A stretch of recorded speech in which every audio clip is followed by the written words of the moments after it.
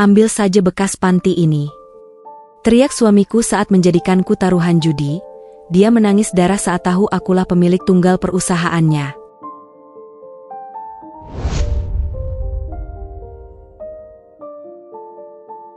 Halo Bunda semuanya. Semoga Bunda dalam keadaan sehat dan bahagia ya. Sebelum masuk ke ceritanya, jangan lupa absen Bunda semuanya dari daerah mana saja. Yang sudah subscribe saya doakan semoga rezekinya lancar ya. Cermin setinggi langit-langit di kamar rias ini tidak pernah berbohong. Ia memantulkan sosok wanita berusia 26 tahun dengan gaun malam berbahan sutra hitam yang memeluk tubuh rampingnya dengan sempurna. Gaun ini indah, mahal, dan dirancang oleh desainer Paris yang bahkan tidak mau mengangkat telepon dari orang biasa. Namun, bagiku, kain mewah ini tak lebih dari sekadar kertas pembungkus kado. Namaku Alina. Dan malam ini, aku akan kembali dipajang. Jangan pakai kalung itu. Suara berat seorang pria memecah keheningan kamar, menusuk lebih tajam daripada dinginnya AC sentral. Aku tidak menoleh. Aku tahu siapa yang berdiri di ambang pintu, lengkap dengan tuxedo bespoke buatan Italia dan aroma parfum Woody yang menyengat. Bramantio, suamiku.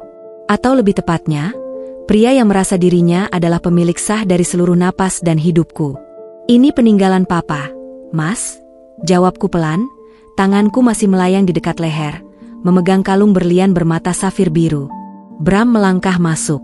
Langkah kakinya di atas lantai marmer terdengar tegas, penuh percaya diri, langkah seorang pria yang baru saja diangkat menjadi direktur utama di perusahaan properti raksasa. Perusahaan yang, ironisnya, didirikan oleh mendiang ayah angkatku. Ia berdiri tepat di belakangku. Di dalam cermin, kami terlihat seperti pasangan sempurna yang sering menghiasi majalah bisnis high class. Pria tampan dengan rahang tegas dan istri cantik yang penurut. Tapi hanya aku yang tahu betapa busuknya pemandangan ini. Lepas, perintahnya dingin. Tangannya yang besar mencengkeram bahuku, sedikit terlalu keras hingga menyisakan rasa nyeri. Kamu itu istri direktur utama, Alina. Bukan anak panti asuhan yang sedang pamer harta orang tua angkatnya. Pakai set mutiara yang kubelikan bulan lalu. Itu lebih mencerminkan selera kelas atasku, bukan selera kuno orang mati.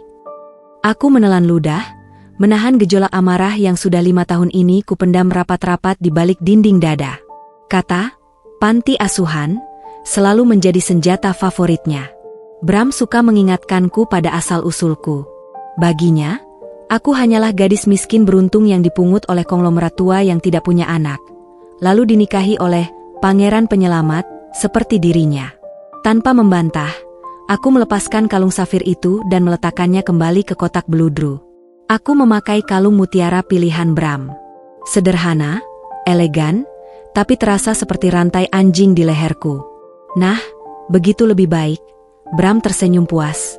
Bukan senyum hangat suami kepada istri, melainkan senyum seorang kolektor yang baru saja selesai memoles barang antiknya agar layak jual. Malam ini adalah malam besarku, Alina. Perayaan promosiku. Semua investor kakap akan hadir. Termasuk Tuan X yang misterius itu. Aku tidak mau ada satu kesalahan pun. Kamu cukup berdiri di sampingku, tersenyum, dan tutup mulut. Jangan bicara soal bisnis, jangan bicara soal seni. Otakmu yang pas-pasan itu tidak akan nyambung. Baik, Mas, jawabku datar. Otak pas-pasan. Jika saja Bram tahu. Jika saja dia pernah sekali saja meluangkan waktu untuk mengecek siapa yang sebenarnya menandatangani persetujuan pengangkatannya sebagai direktur utama minggu lalu. Dia pikir itu adalah keputusan Dewan Komisaris. Dia tidak tahu bahwa di balik Dewan Komisaris, ada satu tangan pemegang hak veto yang tak terlihat. Tanganku. Papa memang jenius. Dia tahu aku diadopsi, dan dia tahu dunia bisnis itu kejam. Sebelum meninggal, dia tidak mewariskan perusahaan ini secara langsung kepadaku. Dia menyimpannya dalam sebuah trust fund berlapis-lapis, di mana aku adalah beneficiary utama sekaligus pemegang kunci. Di atas kertas, aku hanyalah istri yang tidak bekerja. Di dalam berangkas hukum, aku adalah pemilik tahta tempat Bram duduk dengan sombongnya. Ayo berangkat. Jangan lelet. Bram berbalik, tidak lagi peduli padaku. Perjalanan menuju hotel bintang 5 tempat pesta digelar terasa sunyi. Bram sibuk dengan ponselnya, membalas ratusan ucapan selamat yang masuk ke WhatsApp-nya. Sesekali ia tertawa kecil, memuji dirinya sendiri. Lihat ini, Pak Menteri Perdagangan mengirim bunga papan. Hebat kan aku, gumamnya, lebih kepada dirinya sendiri daripada padaku. Coba kalau perusahaan ini masih dipegang manajemen lama ayahmu, mana mungkin bisa seekspansif ini. Aku yang menyelamatkan kapal karam ini, Alina. Kamu harusnya bersujud syukur punya suami sepertiku. Aku menatap jalanan Jakarta yang basah oleh hujan dari balik jendela mobil mewah ini. Bersyukur? Ya, aku bersyukur. Bersyukur karena kesombongan Bram adalah selimut tebal yang menutupi matanya dari kebenaran. Dia terlalu sibuk mencintai bayangannya sendiri di cermin kesuksesan, sampai lupa memeriksa apakah cermin itu retak. Mobil berhenti di lobi hotel. Valet segera membukakan pintu. Cahaya blitz kamera langsung menyambar kami seperti kilat. Bram langsung memasang topeng terbaiknya. Senyum karismatik, wibawa yang dibuat-buat, dan tangan yang melingkar posesif di pinggangku. Selamat malam, Pak Bram. Selamat atas posisinya, seru para wartawan. Bram melambaikan tangan layaknya selebriti. Ia menikmati ini. Ia hidup untuk ini. Pujian, sorotan, pengakuan. Ia menyeretku masuk ke dalam ballroom yang sudah disulap menjadi lautan kemewahan. Lampu kristal raksasa, champagne tower setinggi 2 meter, dan orkestra yang memainkan musik klasik. Semua dibayar dengan uang perusahaan, uangku. Ingat, bisik Bram tajam di telingaku saat kami berjalan membelah kerumunan tamu. Senyum. Jangan pasang wajah melasmu itu. Orang-orang akan berpikir aku menyiksamu. Aku menarik sudut bibirku, membentuk senyum palsu yang sudah kulatih selama bertahun-tahun. Tentu, Mas. Aku tidak akan merusak panggungmu. Kami disambut oleh para eksekutif senior. Mereka menyalami Bram dengan hormat yang berlebihan, lalu menatapku dengan pandangan yang sulit diartikan. Ada yang meremehkan, ada yang kasihan. Mereka semua tahu sejarahku. Anak panti yang beruntung. Istri pajangan. Ah, Pak Bram. Malam yang luar biasa. Sapa seorang pria gemuk dengan cerutu di tangan. Itu Pak Handoko, salah satu investor lama yang licik. Terima kasih, Pak Han. Semua berkat strategi agresif saya, jawab Bram lantang, sengaja mengeraskan suaranya agar didengar orang-orang di sekitar. Pelayan lewat membawa nampan wine. Bram mengambil segelas, lalu mengambil satu lagi. Ini gelas ketiganya dalam waktu kurang dari 15 menit. Aku tahu tanda-tanda ini. Bram punya toleransi alkohol yang rendah. Dan ketika alkohol bercampur dengan ego yang sedang melambung, hasilnya adalah bencana. Mas, jangan terlalu banyak minum, bisikku pelan, mencoba mengingatkan. Bukan karena peduli, tapi karena aku tahu mulutnya akan menjadi liar. Bram menatapku tajam, matanya mulai memerah. Jangan mengaturku, Alina. Kamu pikir kamu siapa? Kamu cuma penumpang di kapal pesiarku.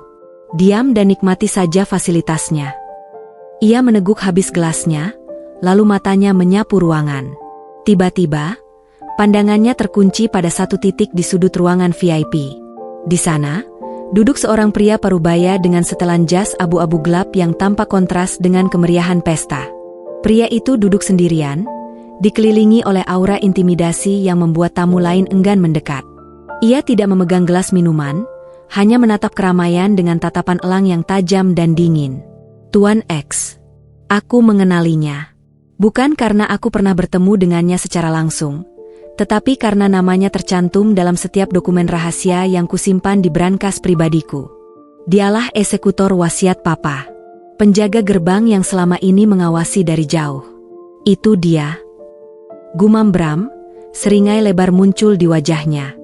Target utamaku malam ini. Kalau aku bisa mendapatkan suntikan dana dari grupnya, valuasiku akan melesat gila-gilaan. Bram mencengkeram lenganku lagi, kali ini lebih kasar. Dia menarikku, memaksaku mengikutinya membelah kerumunan menuju meja VIP itu. Mas, sakit, keluhku, mencoba melepaskan diri. Diam, desisnya. Kita akan menyapanya. Dan kamu, gunakan wajah cantikmu itu untuk membuatnya terkesan. Orang kaya biasanya suka barang bagus. Dan malam ini, Kamu harus berguna sedikit. Jantungku berdegup kencang. Bukan karena takut pada Tuan X, melainkan karena aku tahu Bram sedang berjalan menuju jurang kehancurannya sendiri. Dia tidak tahu siapa pria itu. Dia tidak tahu bahwa pria yang dia anggap sapi perah, potensial itu adalah satu-satunya orang di dunia ini yang tahu persis siapa pemilik sah dari kalung safir yang Bram suruh lepas tadi. Ayo, sayang, kata Bram dengan nada mengejek yang keras, cukup keras hingga beberapa orang menoleh. Kita tunjukkan pada dunia betapa hebatnya suamimu ini dalam bernegosiasi. Aku menurut, membiarkan diriku diseret seperti boneka. Dalam hati, aku mulai menghitung mundur. Panggung sudah siap, pemain utama sudah mabuk kepayang, dan Hakim Agung sudah duduk di kursinya. Silakan, Bram. Naiklah setinggi mungkin. Karena semakin tinggi kamu terbang dengan sayap lilinmu, semakin indah pula caramu jatuh nanti. Jarak antara kerumunan pesta yang riuh dengan meja sudut tempat pria itu duduk hanyalah 10 langkah. Namun rasanya seperti menyeberangi dua benua yang berbeda. Di belakang kami adalah dunia Bram, bising, dangkal, dan penuh kepalsuan. Di depan kami, di mana Tuan Silas, pria yang Bram sebut sebagai Tuan X, duduk, suasananya hening, dingin, dan mematikan. Tuan Silas tidak sendirian. Dua pengawal berbadan tegap berdiri 2 langkah di belakang kursinya, memandang sekeliling dengan kewaspadaan predator. Tapi yang membuat nyali orang menciut bukanlah pengawalnya, melainkan aura Tuan Silas sendiri. Pria berusia 50-an itu memiliki tatapan mata yang seolah bisa menelanjangi saldo rekening dan dosa-dosamu hanya dalam sekali pandang. Bram, tentu saja, terlalu mabuk oleh alkohol dan ego untuk menyadari bahaya ini. Selamat malam, Tuan Silas. Sapa Bram dengan nada yang terlalu akrab, seolah mereka adalah teman lama yang biasa bermain golf di akhir pekan. Tuan Silas tidak langsung menjawab. Ia meletakkan gelas air mineralnya perlahan, ia tidak minum alkohol, sebuah detail kecil yang menunjukkan kontrol diri absolut, lalu matanya beralih dari gelas ke wajah Bram. Tatapannya datar, tanpa minat. Bramantio, ucap Tuan Silas. Suaranya rendah, berat, dan berwibawa. Direktur utama baru dari Adijaya Group. Saya dengar pesta pengangkatanmu menghabiskan 3 miliar rupiah. Angka yang fantastis untuk perusahaan yang laporan kuartal 3-nya sedang berdarah. Senyum Bram berkedut sedikit, tapi ia segera menutupinya dengan tawa keras yang terdengar sumbang. Ah, Anda tahu media. Suka melebih-lebihkan defisit. Itu investasi, Tuan. Branding. Kita perlu terlihat kaya untuk menjadi kaya, bukan begitu filosofinya? Aku menahan napas. Bodoh. Bram baru saja menguliahi seorang taipan yang kekayaannya bisa membeli negara kecil tentang filosofi kekayaan. Dan ini? Bram menarik pinggangku kasar, memaksaku maju selangkah. Istri saya, Alina. Dia hanya pendamping. Cantik untuk dipandang, tapi tidak banyak bicara. Tahu sendiri kan, wanita rumahan. Tuan Silas menggeser pandangannya padaku. Untuk sepersekian detik, aku melihat kilatan pengakuan di matanya. Kilatan hormat yang ia sembunyikan dengan cepat. Tuan Silas tahu persis siapa aku. Dia adalah orang yang memegang surat wasiat Papa, dokumen yang menyatakan bahwa aku adalah beneficiari tunggal dari semua aset yang kini diklaim Bram. Nyonya Alina, sapa Tuan Silas, sedikit menundukkan kepala. Sebuah gestur sopan santun yang kontras dengan cara suamiku memperlakukanku. Senang melihat Anda masih bertahan. Kata, bertahan, itu memiliki makna ganda yang hanya kami berdua yang paham. Terima kasih, Tuan, jawabku singkat. Bram mendengus, tidak sabar karena sorotan beralih darinya. Sudahlah, jangan bahas dia. Kita bicara bisnis, Tuan Silas. Saya butuh suntikan dana segar. 500 miliar. Proyek apartemen di Cikarang butuh cash flow. Saya jamin, dalam 2 tahun, uang Anda kembali 2 kali lipat. Tuan Silas bersandar di kursinya, menatap Bram dengan tatapan meremehkan yang tidak ditutup-tutupi. Saya sudah membaca proposalmu, Bramantio. Risikonya terlalu tinggi. Manajemenmu ceroboh. Saya tidak menaruh uang di tangan amatir. Wajah Bram memerah padam. Penolakan terbuka di depan istrinya sendiri, adalah pukulan telak bagi egonya yang rapuh. Dia meneguk sisa wine di gelasnya dalam sekali telan, lalu membanting gelas kosong itu ke meja pelayan yang lewat. "Amatir," suara Bram meninggi. Beberapa tamu di meja sebelah mulai menoleh. "Saya ini visioner. Perusahaan ini bangkit karena saya. Anda pikir siapa yang bekerja siang malam? Saya. Bukan istri bodoh ini yang cuma bisa menghabiskan uang untuk perawatan wajah." Tiba-tiba, tangan Bram mencengkeram rahangku. Jari-jarinya menekan pipiku dengan kuat, memaksaku mendongak. Rasa sakit menjalar, tapi aku tidak melawan. Aku membiarkan dia menunjukkan warna aslinya. "Lihat dia, Tuan Silas," desis Bram, bau alkohol menguar dari napasnya. "Anda bilang risiko tinggi? Saya punya jaminan. Bukan cuma aset tanah, tapi semuanya. Saya berani pertaruhkan apa saja demi kesuksesan saya." Tuan Silas menyipitkan mata. "Apa maksudmu, Bramantio?" Bram tertawa, tawa yang gelap dan putus asa. Dia sedang berjudi, dan dia pikir dia memegang kartu as. "Bagaimana kalau kita buat kesepakatan antar pria?" Bram menatapku dengan pandangan menjijikan, seolah aku adalah sepotong daging di pasar loak. "Anda butuh teman kencan? Atau mungkin istri baru? Ambil saja dia." "Serius. Saya sudah bosan. 5 tahun menikah, isinya cuma, 'Iya mas, baik mas.'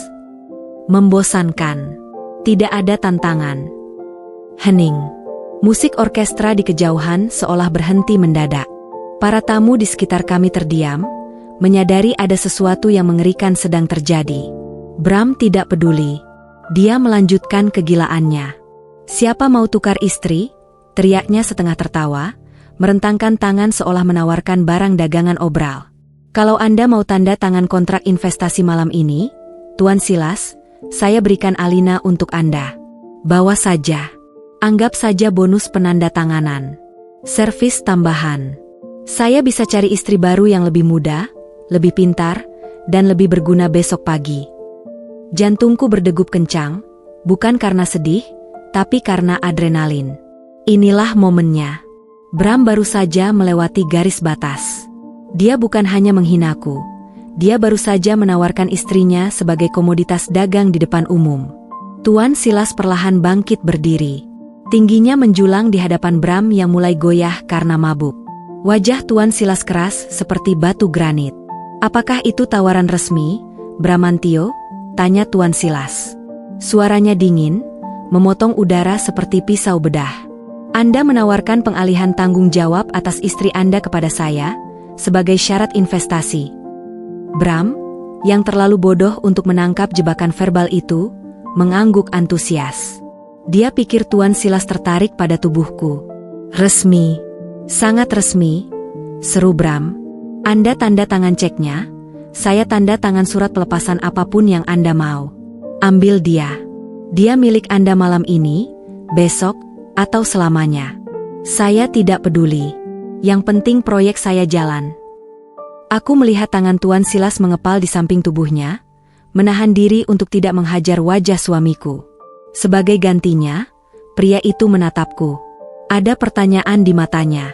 "Apakah Nyonya siap?" Aku membalas tatapannya dan memberikan anggukan yang sangat tipis. Hampir tak terlihat. "Lakukan." Tuan Silas tersenyum miring. Senyum yang mengerikan bagi siapapun yang menjadi musuhnya. "Baik," kata Tuan Silas lantang, suaranya menggema di ruangan VIP. "Saya terima tawaranmu. Tapi ingat, Bramantio, di dunia bisnis saya, sebuah kesepakatan lisan di hadapan saksi adalah hukum yang mengikat. Anda menyerahkan Nyonya Alina kepada saya. Itu artinya, mulai detik ini, dia berada di bawah perlindungan dan tanggung jawab saya sepenuhnya." "Deal?" teriak Bram senang, merasa menang. Dia mengulurkan tangan untuk bersalaman. "Senang berbisnis dengan Anda, Tuan Silas. Kapan dananya cair?" Tuan Silas tidak menjabat tangan Bram. Dia hanya menatap tangan itu dengan jijik. "Dana akan cair sesuai prosedur," jawab Tuan Silas datar. "Sekarang, menyingkirlah. Saya ingin berbicara dengan tanggung jawab baru saya." Bram tertawa terbahak-bahak, lalu menepuk pundakku kasar. Dengar itu, Alina, kamu laku juga ternyata. Sana, layani bos barumu. Jangan bikin malu aku. Ingat, nasib perusahaan ada di tanganmu malam ini.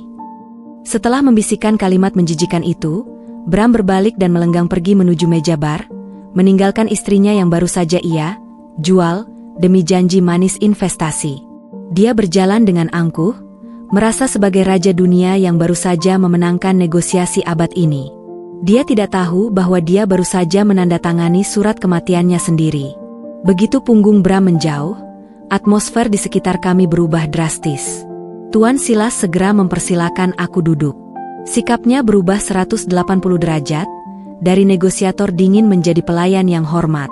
Nyonya Alina, bisik Tuan Silas, memastikan tidak ada orang lain yang mendengar. Maafkan saya harus membiarkan sandiwara menjijikan tadi terjadi. Tapi kita butuh dia mengatakannya di depan saksi. Aku duduk tegak, merapikan gaun sutraku yang sempat kusut karena cengkeraman Bram. Air mataku kering. Rasa sakit di pipiku masih berdenyut, tapi itu sepadan. Apakah rekaman suaranya jelas, Tuan Silas? Tanyaku datar.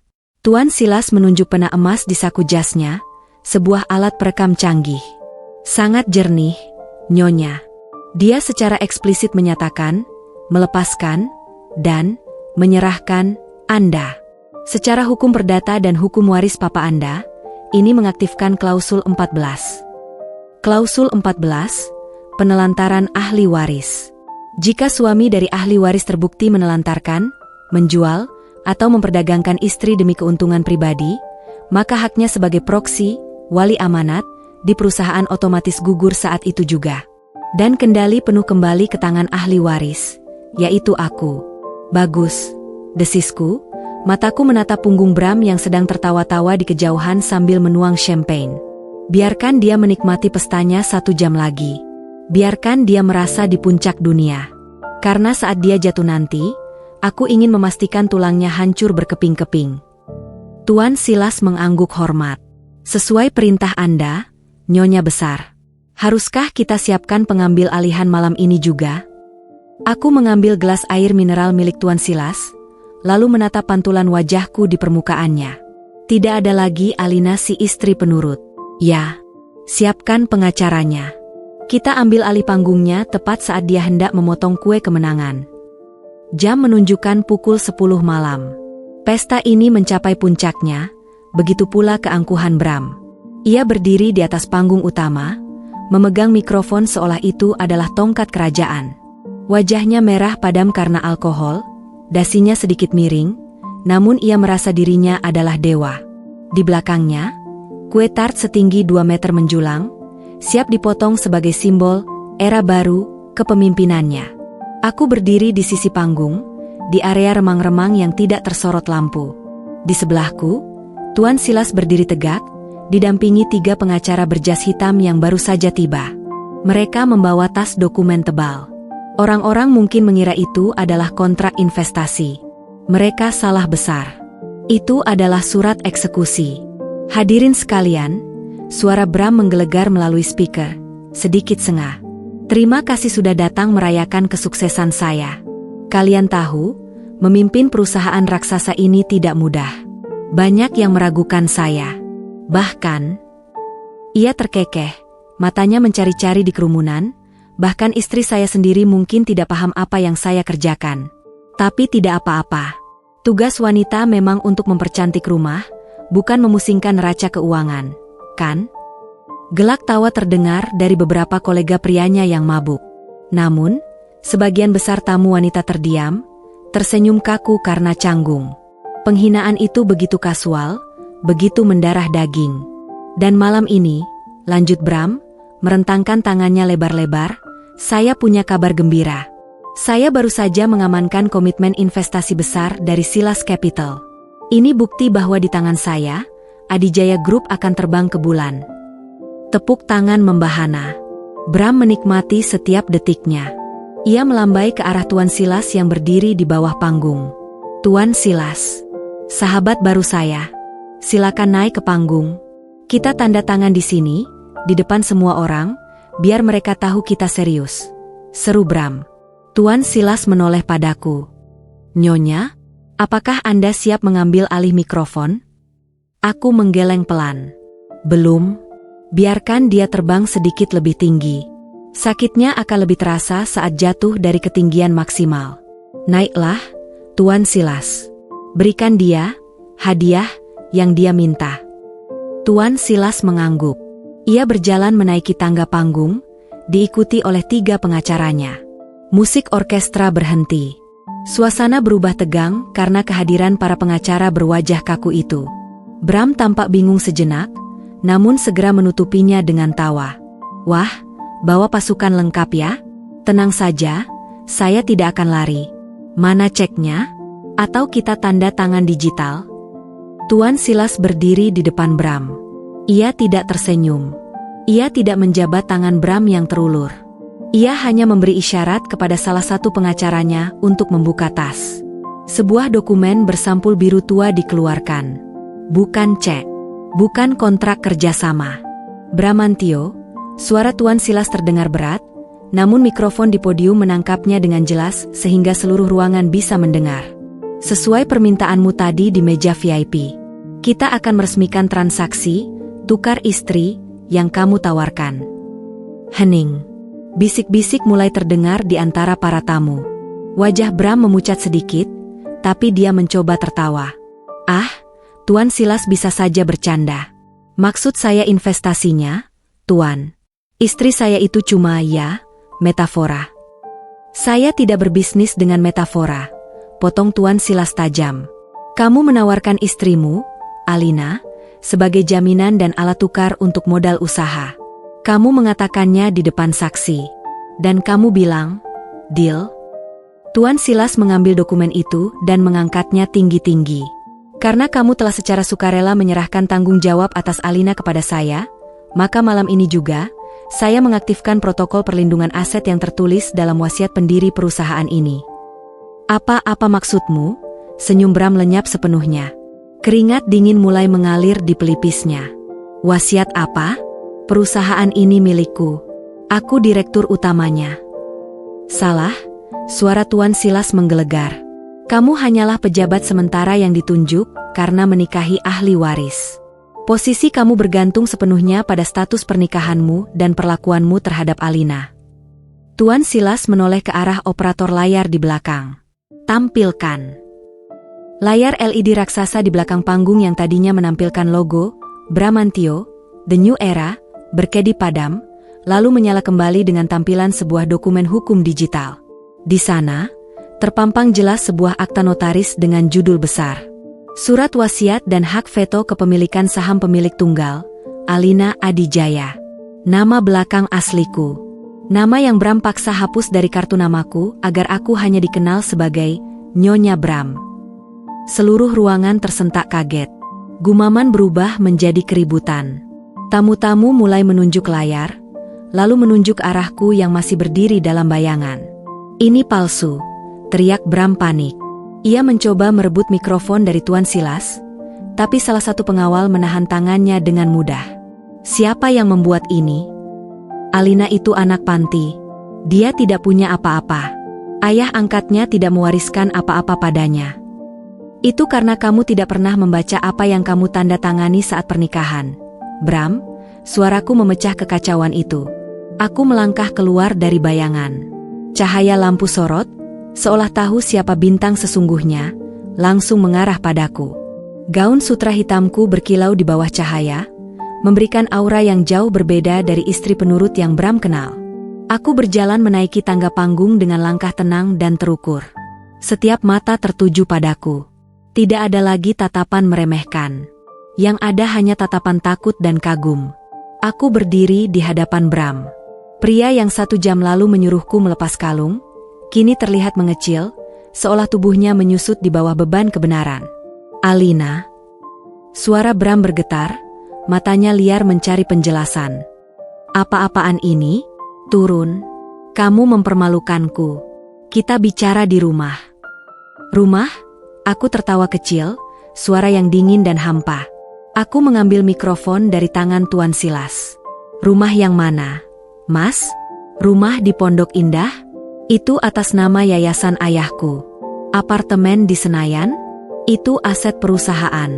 Mobil yang kita naiki tadi? Leasing atas nama kantor. Aku mendekatkan wajahku ke wajahnya, membiarkan dia melihat api yang menyala di mataku. Kamu tidak punya apa-apa, Bram. Baju yang kamu pakai, jam tangan yang kamu pamerkan, bahkan posisi yang kamu banggakan, semuanya adalah pinjaman. Pinjaman dariku.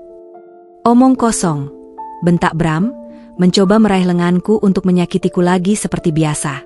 Tapi kali ini, sebelum tangannya menyentuh kulitku, pengawal Tuan Silas sudah memelintir lengannya ke belakang punggung. Bram menjerit kesakitan, lututnya membentur lantai panggung dengan bunyi gedebuk yang memuaskan. Posisi kami kini terbalik. Dia berlutut, aku berdiri. Lepaskan aku. Alina, bilang pada mereka aku suamimu, teriak Bram histeris. Suami? Tanyaku pada audiens yang menonton drama ini dengan mulut terbuka. Tadi dia bilang dia bosan denganku. Dia bilang dia mau tukar istri. Dia menawarkan aku pada Tuan Silas demi uang. Aku menatap Bram yang sedang meringis. Permintaanmu dikabulkan, Mas. Kamu ingin menukar istri? Baik. Aku menerima pertukaran itu. Aku menukar statusku sebagai istrimu, kembali menjadi Alina Adijaya, pemilik perusahaan. Dan sebagai gantinya, aku menoleh ke Tuan Silas. Pria itu menyerahkan sebuah map merah. Aku membukanya dan mengambil selembar kertas. Sebagai gantinya, aku memberimu ini. Aku melemparkan kertas itu ke wajah Bram. Kertas itu melayang pelan sebelum mendarat di lantai, tepat di depan lututnya. Itu adalah surat pemberhentian tidak hormat dan gugatan cerai. Bacalah, kataku dingin. Kamu dipecat. Bukan hanya dari perusahaan ini, tapi juga dari hidupku. Fasilitas ditarik mulai detik ini. Kartu kreditmu sudah kublokir 5 menit yang lalu. Mobil dinasmu sudah ditarik kunci serepnya oleh sopir di lobi. Bram menatap kertas itu dengan mata melotot, lalu menatapku dengan wajah pucat pasi. Realitas mulai meruntuhkan dinding penyangkalannya. Dia bukan lagi raja. Dia hanyalah seorang penipu yang tertangkap basah. Alina, sayang jangan begini. Suaranya berubah menjadi rintihan menyedihkan. Strategi terakhir para pengecut, memohon. Aku cuma bercanda tadi. Itu strategi bisnis. Aku mencintaimu. Kamu tidak bisa melakukan ini padaku. Aku yang membesarkan perusahaan ini. Kamu hampir membangkrutkan perusahaan ini dengan proyek bodohmu. Potongku tajam. Security. 2 petugas keamanan berseragam lengkap segera naik ke panggung. Bawa mantan karyawan ini keluar, perintahku tegas. Dan pastikan dia tidak membawa aset perusahaan sekecil apapun. Termasuk jas itu, kalau perlu. Alina, Alina, teriakan Bram menggema saat dia diseret paksa menuruni panggung. Kakinya menendang-nendang udara seperti anak kecil yang tantrum. Para tamu menatapku dengan ngeri. Tapi aku tidak peduli. Aku merapikan rambutku, menarik napas panjang, dan untuk pertama kalinya dalam 5 tahun, aku merasa paru-paruku terisi udara segar yang sesungguhnya. Aku berbalik menghadap audiens yang masih hening. Maaf atas gangguan kecil tadi, ucapku melalui mikrofon, suaraku stabil dan berwibawa. Pesta ini tetap berlanjut. Tapi kali ini, kita merayakan sesuatu yang nyata. Selamat datang di Adijaya Group yang sesungguhnya. Aku mengangkat gelas champagne milik Bram yang tertinggal di podium. Untuk kebebasan, bisikku pelan, sebelum meneguk rasa manis kemenangan itu. Hujan di luar lobi hotel bintang 5 itu turun bukan sebagai berkah, melainkan sebagai cambuk. Airnya dingin, deras, dan tak kenal ampun, memukul aspal hitam Jakarta dengan ritme yang memekakan telinga. Namun, suara hujan itu kalah nyaring dibandingkan suara tubuh Bramantio yang mendarat keras di atas trotoar basah. Dan jangan pernah kembali lagi, Tuan Mantan Direktur. Seru kepala keamanan hotel, pria bertubuh kekar yang dulu selalu membungkuk hormat setiap kali Bram lewat. Pintu kaca otomatis yang megah itu berdesis menutup, memisahkan Bram dari dunia emas yang hangat di dalam sana. Cahaya kuning keemasan dari chandelier lobi kini hanya tampak samar dari balik kaca yang berembun, seolah mengejeknya dari kejauhan. Bram terengah-engah, mencoba bangkit. Lututnya perih. Jas Tuxedo Italia seharga 50 juta rupiah yang ia kenakan kini basah kuyup, sebagian lengan kirinya kotor oleh lumpur cipratan ban mobil. Ia tampak seperti badut tragis yang tersesat di tengah badai. "Hei, kalian gila ya?" teriak Bram, menunjuk ke arah pintu kaca yang tertutup rapat. "Kalian tahu siapa saya? Saya Bramantio. Saya yang membayar gaji kalian. Buka pintunya. Saya mau ambil mobil saya." Tidak ada jawaban. Hanya tatapan dingin dari petugas keamanan di balik kaca yang kini berdiri bersedekap, seolah sedang menonton sirkus gratis. Bram menggeram frustrasi. Alkohol di darahnya mulai memudar, digantikan oleh sakit kepala yang menusuk dan rasa dingin yang menggigit tulang. Ia meraba saku jasnya. Kosong. Ponselnya, dompetnya, kunci mobilnya, semuanya tertinggal di dalam, atau mungkin sudah diamankan oleh tim Alina. Tidak, tunggu. Ada sesuatu di saku celananya. Ponsel pribadinya. Ponsel backup yang jarang ia pakai. Dengan tangan gemetar kedinginan, Bram mengeluarkan ponsel itu. Layarnya retak sedikit karena benturan tadi, tapi masih menyala. Baterainya tinggal 15%. "Sialan kau, Alina," umpatnya, jempolnya menari panik di atas layar basah. "Kau pikir bisa membuangku begitu saja? Aku masih punya koneksi. Aku masih punya teman." Ia membuka aplikasi mobile banking. Ia harus memastikan bahwa ancaman Alina tentang pemblokiran aset itu hanya gertakan sambal. Alina yang ia kenal adalah wanita lemah lembut yang tidak tahu cara login internet banking, apalagi memblokir rekening. Aplikasi terbuka. Logo bank berputar-putar lambat karena sinyal buruk. Loading. Bram menahan napas. Ayolah, ayolah. Layar berganti. Saldo rekening utama muncul. IDR 0,00 status. Dibekukan, perintah pengadilan sengketa aset. Mata Bram membelalak. Ia mengusap layar, mengira itu tetesan air hujan yang mendistorsi pandangannya. Tapi angka itu tidak berubah. 0 besar. Ia beralih ke rekening kedua, rekening tabungan pribadi yang ia kumpulkan dari bonus-bonus, diam-diam selama menjabat. Rekening yang seharusnya aman dari jangkauan Alina. IDR 0,00 status. Dibekukan. Tidak mungkin. Bisiknya, suaranya hilang ditelan suara guntur. "Ini uangku. Uang hasil kerjaku. Dasar wanita ular." Ia mencoba membuka aplikasi taksi online. Ia harus pulang. Pulang ke apartemen Senayan. Di sana ada brankas kecil berisi uang tunai dan jam tangan mewah yang bisa ia jual. Ia akan menyusun rencana dari sana. Aplikasi terbuka. Ia menekan tombol pesan. Metode pembayaran ditolak. Kartu kredit kadaluarsa atau diblokir. Bram mencoba lagi. Ditolak lagi. Ia mencoba mengubah ke metode tunai, tapi ia sadar ia tidak memegang selembar uang pun. Dompetnya tertinggal di meja VIP sialan itu. Keputusasaan mulai merambat naik dari perut ke kerongkongannya. Ia terjebak di lobi hotel mewah, basah kuyup, tanpa uang, tanpa kendaraan, dan ditonton oleh para sopir taksi pangkalan yang mulai berbisik-bisik sambil menunjuknya. "Pak, butuh taksi?" tanya seorang sopir taksi konvensional yang sedang merokok di pilar lobi, nadanya setengah mengejek. Sopir itu mengenali Bram, pria sombong yang biasanya memaki jika mobil jemputannya telat 1 menit. Bram menatap sopir itu dengan sisa-sisa arogansinya. "Antar saya ke apartemen Senayan Residence. Saya bayar 3 kali lipat begitu sampai di sana.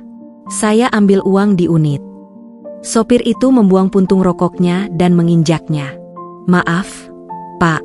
Aturan baru. Harus bayar di muka atau pakai argo jelas. Lagi pula, Bapak basah begitu. Jok mobil saya nanti bau apek. Car wash mahal, Pak." "Saya Direktur Utama Adijaya Group," bentak Bram, meski suaranya pecah. "Saya bisa beli mobil kamu 10 biji." Sopir itu tertawa renyah, tawa yang diikuti oleh rekan-rekannya sesama sopir. "Direktur kok ngutang ongkos taksi?" "Sudah, Pak. Jangan mimpi. Tadi saya lihat live streaming di YouTube. Bapak sudah dipecat kan? Istri Bapak yang ambil alih. Sadis juga bini Bapak, tapi mantap." Bram terdiam membeku. "Live streaming?" Ia segera membuka YouTube di ponselnya yang sekarat. Benar saja. Di halaman trending, video berjudul Drama Sultan, CEO wanita usir suami di panggung pesta, sudah ditonton 200.000 kali hanya dalam waktu 30 menit. Di layar kecil itu, Bram melihat dirinya sendiri. Ia melihat betapa menyedihkannya ia saat diseret turun panggung, menendang-nendang udara sambil berteriak histeris. Komentar netizen mengalir deras seperti air bah. Semuanya menghujat, menertawakan, dan memaki. Netizen 1, mampus. Cowok Mokondo akhirnya kena batunya. Warga 62, definisi, tukar istri, jalur karma instan. WKWKWK investor saham, pantas saham Adijaya turun terus. Ternyata direkturnya model begini. Bram melempar ponselnya ke lantai saking marahnya. Ponsel itu tergelincir di ubin basah. Layarnya mati total. Kini ia benar-benar sendirian. Terputus dari dunia digital, terbuang dari dunia nyata. Ia tidak punya pilihan lain. Ia harus berjalan kaki. Apartemen Senayan jaraknya sekitar 5 km dari sini. 5 km bukan jarak yang jauh bagi mobil sport miliknya. Tapi bagi pejalan kaki yang mengenakan sepatu pantofel kulit buatan tangan yang licin, itu adalah penyiksaan. Bram mulai berjalan menembus hujan. Setiap langkah adalah penderitaan. Sepatu mahalnya tidak dirancang untuk trotoar Jakarta yang tidak rata. Air masuk ke dalam kaus kakinya, menciptakan sensasi becek yang menjijikan. Tumitnya mulai lecet tergesek kulit sepatu yang kaku. Mobil-mobil mewah berlalu lalang di sampingnya, menyipratkan air kotor ke celananya. Dulu, dia ada di dalam mobil-mobil itu, menertawakan orang-orang yang kehujanan di luar. Sekarang, dia adalah lelucon itu. Setengah jam berjalan, Bram menggigil hebat. Giginya bergemeretuk. Ia berteduh di bawah jembatan penyeberangan yang bau pesing. Di sana, seorang pengemis tua sedang tidur beralaskan kardus. Bram menatap pengemis itu. Ada rasa jijik, tapi juga ada rasa iri yang aneh. Pengemis itu setidaknya punya kardus kering. Bram tidak punya apa-apa selain jas basah yang kini terasa seberat dosa-dosanya. Ini tidak mungkin berakhir begini, gumam Bram, memeluk dirinya sendiri. Aku Bramantio. Aku jenius. Aku akan balik ke apartemen, ambil simpanan rahasiaku, lalu kabur ke Singapura. Ya, itu rencananya. Ia meyakinkan dirinya sendiri sambil kembali melangkah ke dalam hujan. Ia tidak tahu bahwa kejutan Alina belum selesai. Apartemen Senayan bukan lagi tempat perlindungan. Itu adalah perangkap berikutnya. Ia terus berjalan, menyeret kakinya yang pincang, menuju apartemen yang ia yakini masih miliknya. Ia tidak menyadari bahwa kunci akses digital di pintu unit apartemennya sudah diubah kodenya 10 menit yang lalu oleh sistem pusat. Dan di lobi apartemen itu, 2 orang penagih utang kartu kredit, yang datanya sengaja dibocorkan oleh pengacara Alina, sudah duduk manis menunggu kedatangannya dengan wajah garang. Malam ini masih panjang bagi Bram. Dan dasar jurang itu ternyata masih jauh di bawah sana.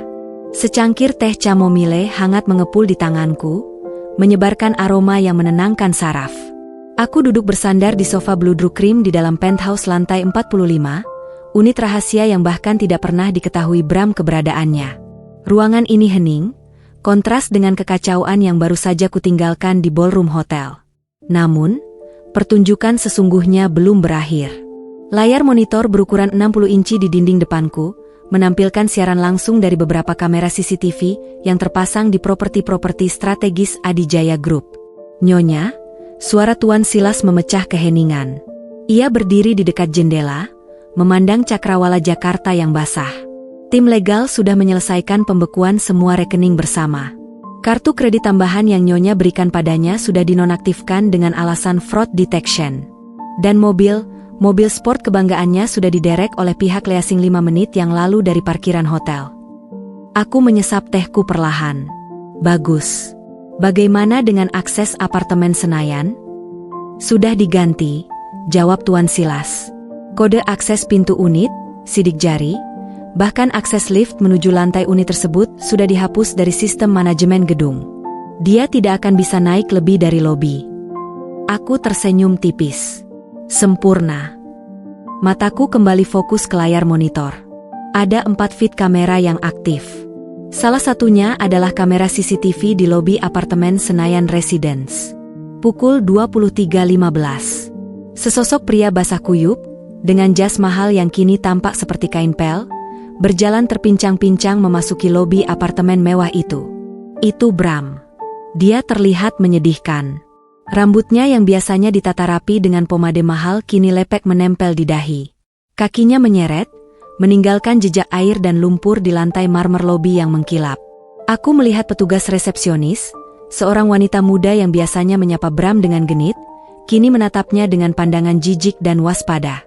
Bram berjalan melewatinya tanpa menoleh, langsung menuju gate akses menuju lift. Di layar, aku melihat tangan Bram gemetar saat ia merogoh saku, lalu tersadar ia tidak punya kartu akses. Ia kemudian mencoba menempelkan telapak tangannya ke sensor biometrik di gate darurat. Akses denied. Lampu indikator di gate itu berkedip merah terang. Bram mencoba lagi, menempelkan tangannya lebih keras, menggosok-gosokkan telapak tangannya ke celana basahnya, lalu menempelkannya lagi. Akses denied. Buka. Buka, sialan. Aku bisa membayangkan teriakannya meski CCTV ini tidak bersuara. Aku melihat mulutnya bergerak-gerak memaki mesin mati itu. Bram kemudian berbalik ke arah resepsionis, menggebrak meja marmer itu. Resepsionis itu mundur ketakutan dan meraih gagang telepon. Memanggil keamanan. Dia pikir dia pulang ke rumah. Gumamku pelan, menatap sosok kecil di layar itu. Dia lupa, dia tidak pernah punya rumah. Dia hanya tamu yang terlalu lama menginap. Tiba-tiba, dua orang pria berjaket kulit hitam bangkit dari sofa tunggu di lobi. Mereka bukan security gedung. Mereka berbadan tegap, dengan wajah yang tidak bersahabat. Aku mengenali mereka dari laporan yang diserahkan pengacaraku tadi sore. Itu adalah penagih utang dari bank tempat Bram diam-diam mengambil KTA, kredit tanpa agunan, sebesar 2 miliar rupiah untuk berjudi saham gorengan bulan lalu. Selama ini, aku yang diam-diam menutupi bunga utangnya agar tidak ada orang yang datang ke rumah. Tapi malam ini, perlindunganku sudah dicabut. Di layar, kedua pria itu menghampiri Bram. Bram tampak terkejut. Ia mundur selangkah, tapi punggungnya membentur gate akses. Salah satu penagih utang mencengkeram kerah ke meja Bram yang basah. Drama dimulai, komentar Tuan Silas datar. Aku menonton dengan seksama. Bram terlihat memohon-mohon. Ia menunjuk-nunjuk ke atas, mungkin bilang, uang saya ada di atas. Tapi penagih utang itu menggeleng. Salah satu dari mereka menampar pipi Bram. Bukan tamparan keras, tapi cukup untuk meruntuhkan sisa harga dirinya di tempat umum. Security gedung akhirnya datang. Tapi bukannya menolong Bram, mereka justru terlihat berbicara dengan penagih utang itu, lalu mengangguk. Security itu memegang lengan Bram di sisi kiri dan kanan. Mereka menyeretnya keluar. Diusir dari hotel. Diusir dari apartemen. Dihajar hujan. Dan kini dilempar kembali ke jalanan oleh security gedung tempat ia tinggal selama 3 tahun. Aku meletakkan cangkir tehku di meja. Rasanya sudah cukup. Untuk malam ini, Tuan Silas, panggilku. Ya, Nyonya. Apakah dokumen pengambil alihan aset pribadi sudah siap? Maksud saya, barang-barang branded yang dia beli menggunakan kartu kredit perusahaan. Sudah, Nyonya. Besok pagi tim auditor akan masuk ke unit apartemen Senayan untuk menginventarisir semuanya. Jam tangan, sepatu, tas kerja. Semuanya akan disita sebagai barang bukti penggelapan dana perusahaan. Dia tidak akan bisa menjual satupun untuk menyambung hidup. Aku mengangguk puas. Pastikan besok pagi, saat dia bangun, dimanapun dia tidur malam ini, mungkin di kolong jembatan atau masjid, berita pertama yang dia baca adalah tentang pelaporan polisinya. Pelaporan polisi?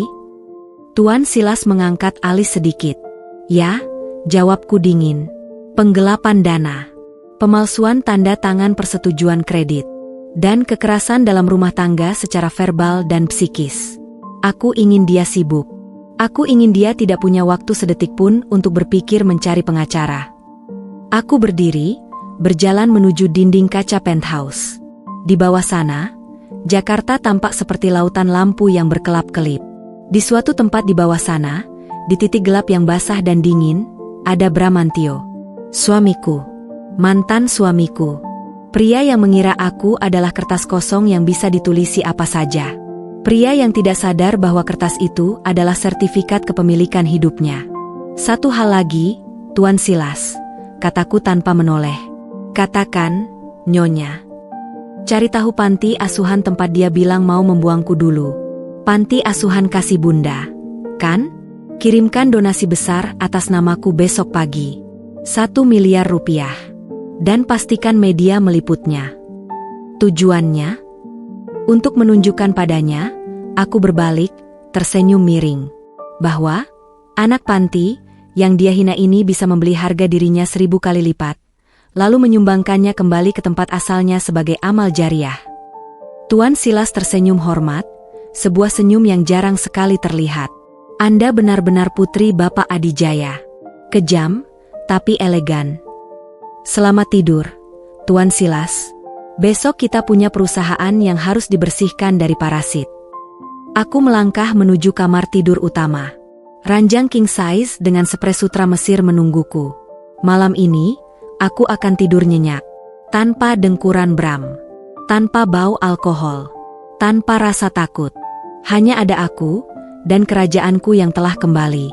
Sinar matahari pagi yang menembus celah jendela Nako berdebu itu tidak membawa kehangatan, melainkan menyengat mata. Bram mengerang, mencoba membalikkan badan, namun hidungnya langsung disambut bau apek dari bantal kapuk yang lembab.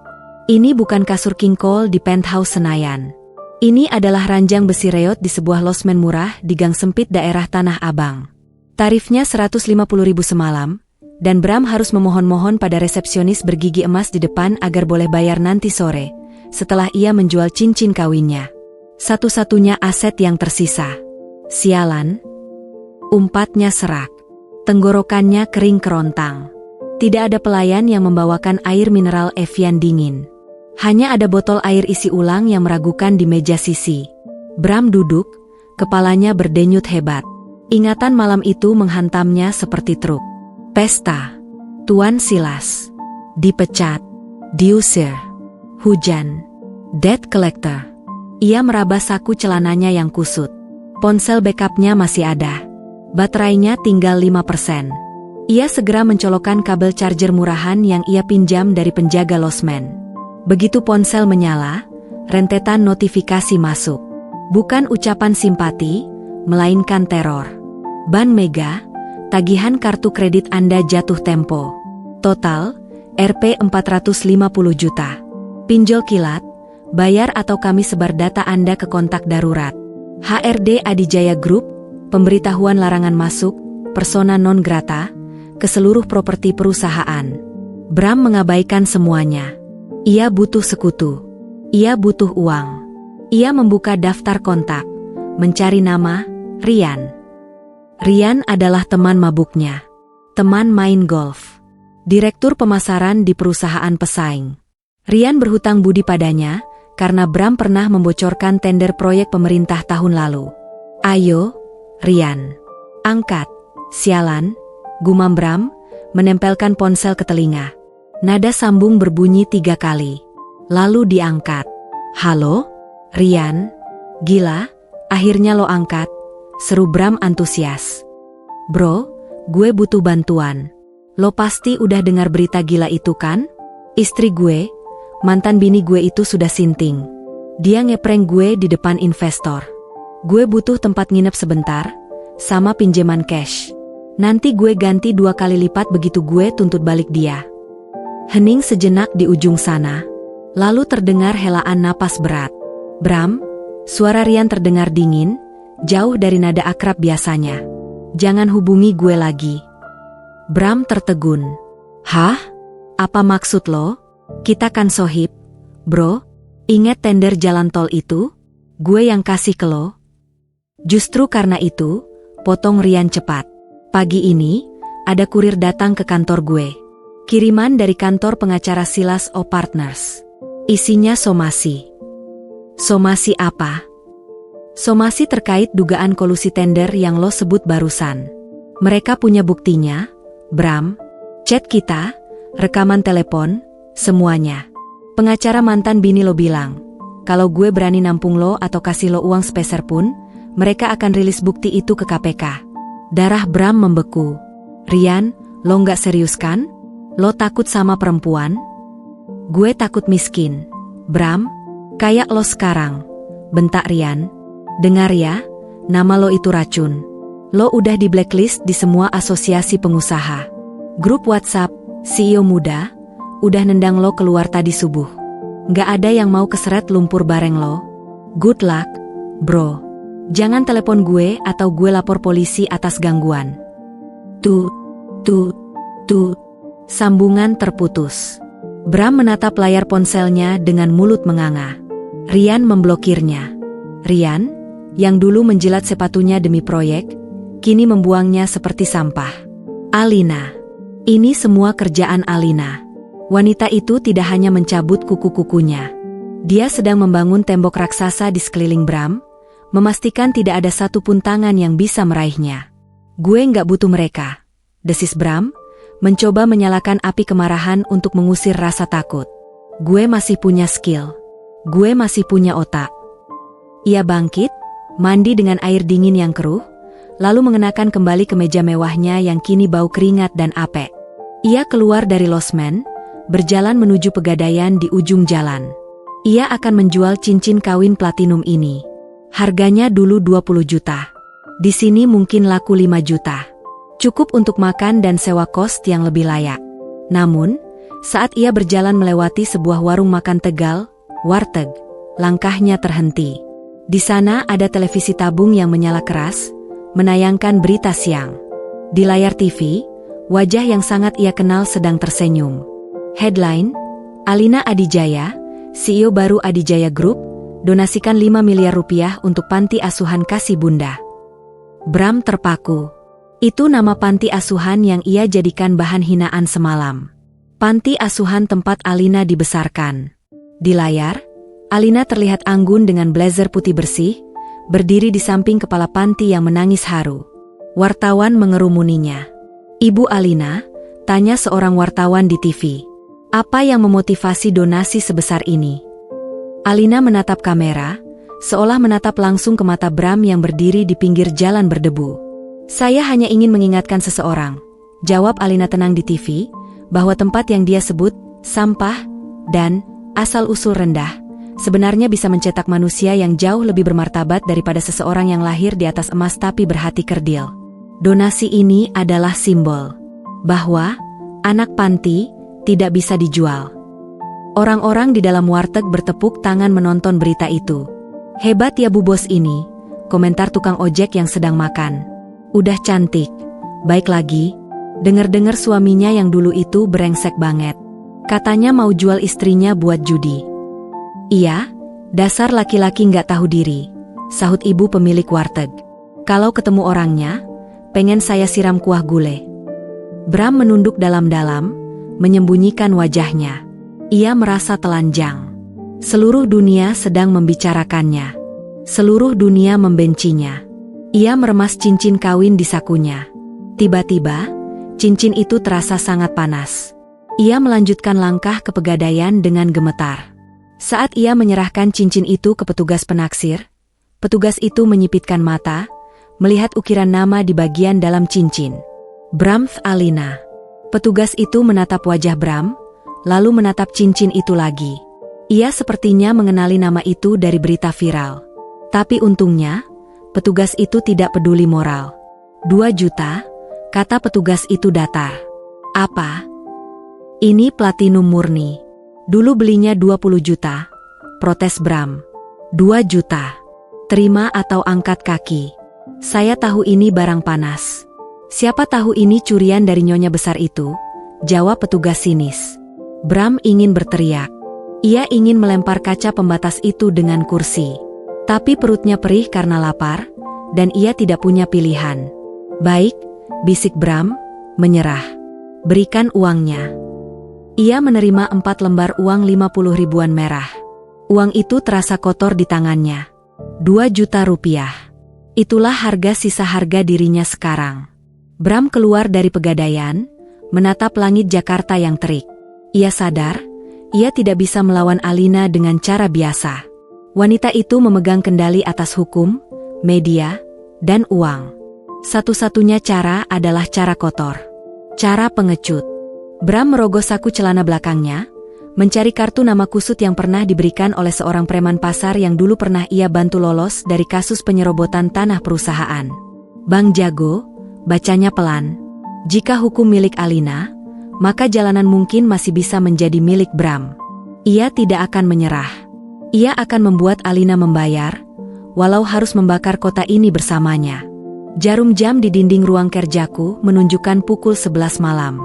Gedung perkantoran Adijaya Tower sudah sunyi, menyisakan dengungan halus dari mesin pendingin udara sentral. Sebagian besar karyawan sudah pulang sejak sore, menikmati gaji yang kubayarkan tepat waktu, sementara aku masih di sini, menatap laporan intelijen di atas meja mahoni. Dia sudah masuk ke area basement 2. Nyonya, suara Tuan Silas terdengar dari intercom, tenang namun waspada. Dia membawa 3 orang. Salah satunya teridentifikasi sebagai residivis kasus penganiayaan berat bernama Jago. Aku tersenyum tipis. Sesuai prediksi, tikus yang terpojok akan selalu mencoba menggigit. Aku menutup laptopku, memasukkannya ke dalam tas kulit Hermes. Aku tidak merasa takut. Ketakutan adalah emosi untuk orang yang tidak punya rencana. Dan aku punya rencana untuk setiap kemungkinan, termasuk kemungkinan mantan suamiku mencoba bermain kasar. Biarkan mereka mendekat, Tuan Silas, perintahku sambil berjalan menuju lift pribadi. Pastikan tim Alpha siaga di perimeter luar, tapi jangan bertindak sebelum aku beri kode. Aku ingin melihat seberapa rendah Bram bisa jatuh. Dimengerti, Nyonya. Hati-hati. Lift berdenting, membawaku turun meluncur cepat menuju basement parkir VVIP. Pintu lift terbuka. Udara lembab dan bau karet ban menyambutku. Area parkir VVIP ini sengaja kubuat remang-remang malam ini. Lampu-lampu utama dimatikan, menyisakan beberapa lampu sorot darurat yang menciptakan bayangan panjang yang dramatis. Mobil sedanku terparkir sendirian di tengah area kosong, seperti umpan yang menggoda di tengah lautan sepi. Aku melangkah keluar dari lift. Suara hak sepatu stiletoku menggema, ketuk-ketuk yang tajam memecah keheningan. Tap, tap, tap. Aku berjalan santai menuju mobil. Tidak ada gerakan terburu-buru. Aku membiarkan diriku terlihat sebagai target yang mudah. Seorang wanita kaya, sendirian, lelah pulang kerja, dan tidak waspada. Tepat saat tanganku menyentuh gagang pintu mobil, bayangan-bayangan itu muncul dari balik pilar beton. Jangan bergerak, Nyonya besar, suara parau seseorang terdengar. 3 pria bertubuh besar dengan jaket kulit lusuh dan tato di leher mengepungku. Mereka memegang pipa besi. Dan di belakang mereka, muncul sosok yang sangat kukenal, meski kini penampilannya jauh dari kata layak. Bram. Dia mengenakan topi kusam yang ditarik rendah menutupi wajahnya, tapi aku bisa melihat matanya yang liar dan merah. Dia memegang pisau lipat kecil dengan tangan gemetar. Akhirnya kita bertemu lagi, Alina, desis Bram, melangkah maju. Kau pikir kau bisa bersembunyi di menara gadingmu selamanya? Aku membalikkan badan perlahan, menyandarkan punggungku ke pintu mobil. Aku melipat tangan di dada, menatapnya dengan rasa bosan yang sengaja kutonjolkan. Bersembunyi? Tanyaku datar. Aku bekerja, Bram. Sesuatu yang mungkin asing bagimu sekarang. Apa yang kamu inginkan? Uang receh untuk beli nasi bungkus? Wajah Bram menegang karena emosi. Tutup mulut sombongmu itu. Kau ambil semuanya. Rumahku, mobilku, uangku, bahkan nama baikku. Malam ini, kau akan mengembalikannya. Semuanya. Dia mengacungkan pisau lipat itu ke arahku. Aku sudah siapkan surat pernyataan. Kau akan tanda tangan pengalihan aset kembali ke namaku. Di sini. Sekarang. Kalau kau menolak. Bram menoleh ke arah preman bertato di sebelahnya. Bang Jago dan anak buahnya akan bersenang-senang dengan wajah cantikmu itu. Preman bernama Bang Jago itu menyeringai, memamerkan gigi kuningnya. Cantik juga mantan bini lo, bos. Sayang kalau dirusak. Tapi kalau bayarannya cocok, apapun bisa diatur. Aku menatap Bang Jago, lalu kembali ke Bram. Jadi ini rencanamu, Mas? Tanyaku, menggeleng pelan. Menyewa preman pasar untuk mengintimidasi CEO perusahaan multinasional? Kamu benar-benar amatir. Diam, bentak Bram. Cepat tanda tangan. Atau Jago akan mematahkan jarimu satu persatu. Aku menghela napas panjang. Aku melirik jam tanganku. Waktuku mahal, Bram. Tapi baiklah, mari kita selesaikan transaksi ini. Aku menatap lurus ke mata Bang Jago, mengabaikan Bram sepenuhnya. Hei, kamu, Jago, kan? Bang Jago mengerutkan kening, bingung karena aku tidak terlihat takut. Kenapa? Mau minta ampun? Berapa Bram membayarmu? Tanyaku langsung. Bram tertawa gugup. Dia tidak akan mempan kau sogok. Alina, Bang Jago punya kode etik jalanan. Aku janjiin dia 10% saham perusahaan. 10% dari 0 adalah 0, Bram, potongku tajam. Aku kembali menatap Jago. Aku tanya serius. Berapa uang cash yang dia berikan padamu malam ini? Atau dia cuma memberimu janji kosong? Jago terdiam. Dia melirik Bram. Dia kasih DP 2 juta. Sisanya nanti kalau sukses. Aku tertawa renyah. Tawa yang menggema di seluruh basement. 2 juta? Kalian mau ambil risiko masuk penjara seumur hidup karena penculikan dan penganiayaan berencana? Hanya demi 2 juta perak? Harga diri kalian murah sekali. Jaga mulut lo. Salah satu anak buah Jago maju, mengangkat pipa besinya. Tahan, kataku, mengangkat satu jari. Bagaimana kalau kita buat lelang? Bram menawar 2 juta plus janji kosong. Aku merogoh tasku. Bram tersentak, mengira aku mengambil senjata. Tapi aku hanya mengeluarkan ponselku. Aku tawar 500 juta, kataku santai. Tunai. Ditransfer sekarang juga ke rekeningmu, Jago. Tanpa syarat. Asalkan kalian pergi dari sini dan meninggalkan sampah ini bersamaku. Mata Jago membelalak. Pipa besi di tangannya turun sedikit. 500 juta? Jangan dengerin dia, Bang. Dia bohong, teriak Bram panik. Dia licik. Dia nggak akan bayar. BCA, kan? Tanyaku sambil mengetik di layar ponsel. Aku punya data Jago dari laporan Tuan Silas tadi. Atas nama Jago Susilo. Nomor rekening 8.800. Sekian. Jago ternganga. Kok tahu? Aku tahu segalanya. Jawabku dingin. Nah, sudah terkirim. Cek ponselmu. Sesaat kemudian, bunyi notifikasi M-Banking terdengar nyaring dari saku celana jeans robek Jago. Dia buru-buru mengeceknya. Layar ponsel itu menerangi wajahnya yang kaget setengah mati. Angka 500 juta rupiah benar-benar masuk. Mutasi kredit yang nyata. Suasana berubah drastis. Bram mundur selangkah, menyadari pergeseran kekuatan yang mengerikan di ruangan itu. Bang Jago, panggil Bram gemetar. Itu uang haram. Kita sudah sepakat. Jago menatap layar ponselnya, lalu menatap Bram dengan pandangan yang berubah.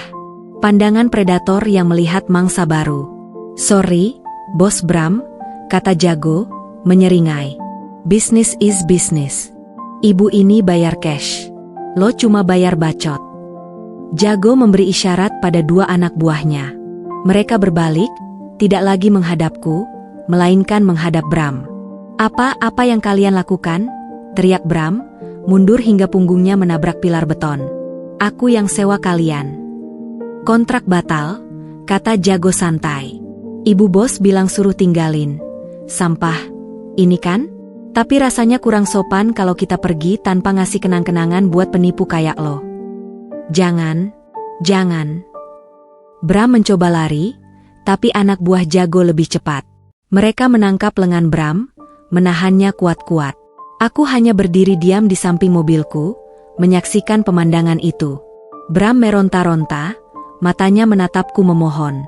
Alina, tolong aku. Suruh mereka berhenti. Aku suamimu.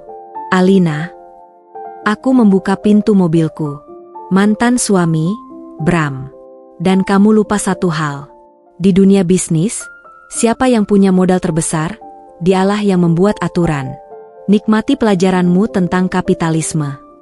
Aku masuk ke dalam mobil, menutup pintu, dan mengunci otomatis. Kaca jendela mobilku adalah kaca anti peluru dan kedap suara. Tapi aku masih bisa melihat kepanikan di wajah Bram saat Jago melayangkan tinju pertamanya ke perut Bram. Bukan tugasku untuk melihat sisanya. Aku menyalakan mesin. Mobilku menderu halus. Tuan Silas dan tim Alpha sebenarnya sudah siap keluar dari persembunyian jika negosiasi gagal, tapi ternyata uang lebih efektif daripada peluru. Aku tidak perlu mengotori tanganku. Saat aku melajukan mobil keluar dari basement, aku melihat dari kaca spion, Bram terkapar di lantai beton, mengerang kesakitan, ditinggalkan oleh preman yang ia sewa sendiri. Ponselku bergetar. Pesan dari Tuan Silas. CCTV sudah merekam semuanya. Termasuk percobaan ancaman dengan senjata tajam oleh saudara Bramantio. Polisi sedang menuju lokasi untuk mengamankan korban, pengeroyokan sekaligus, tersangka, pengancaman. Aku tersenyum. Sempurna. Bram akan masuk rumah sakit malam ini, dan besok pagi ia akan pindah ke sel tahanan. Inilah akhir dari permainan fisiknya. Dia mencoba menggunakan otot di arena di mana otak dan dompet adalah rajanya. Selamat tinggal, Bramantio. Bau antiseptik yang menyengat adalah hal pertama yang menyambut kesadaran Bram. Ia mengerjap, mencoba membuka matanya yang terasa lengket dan bengkak. Cahaya lampu neon putih di langit-langit menusuk retina, mengirimkan sinyal rasa sakit yang berdenyut hebat di kepalanya. Ia mencoba mengangkat tangan untuk memijat pelipisnya, namun tertahan.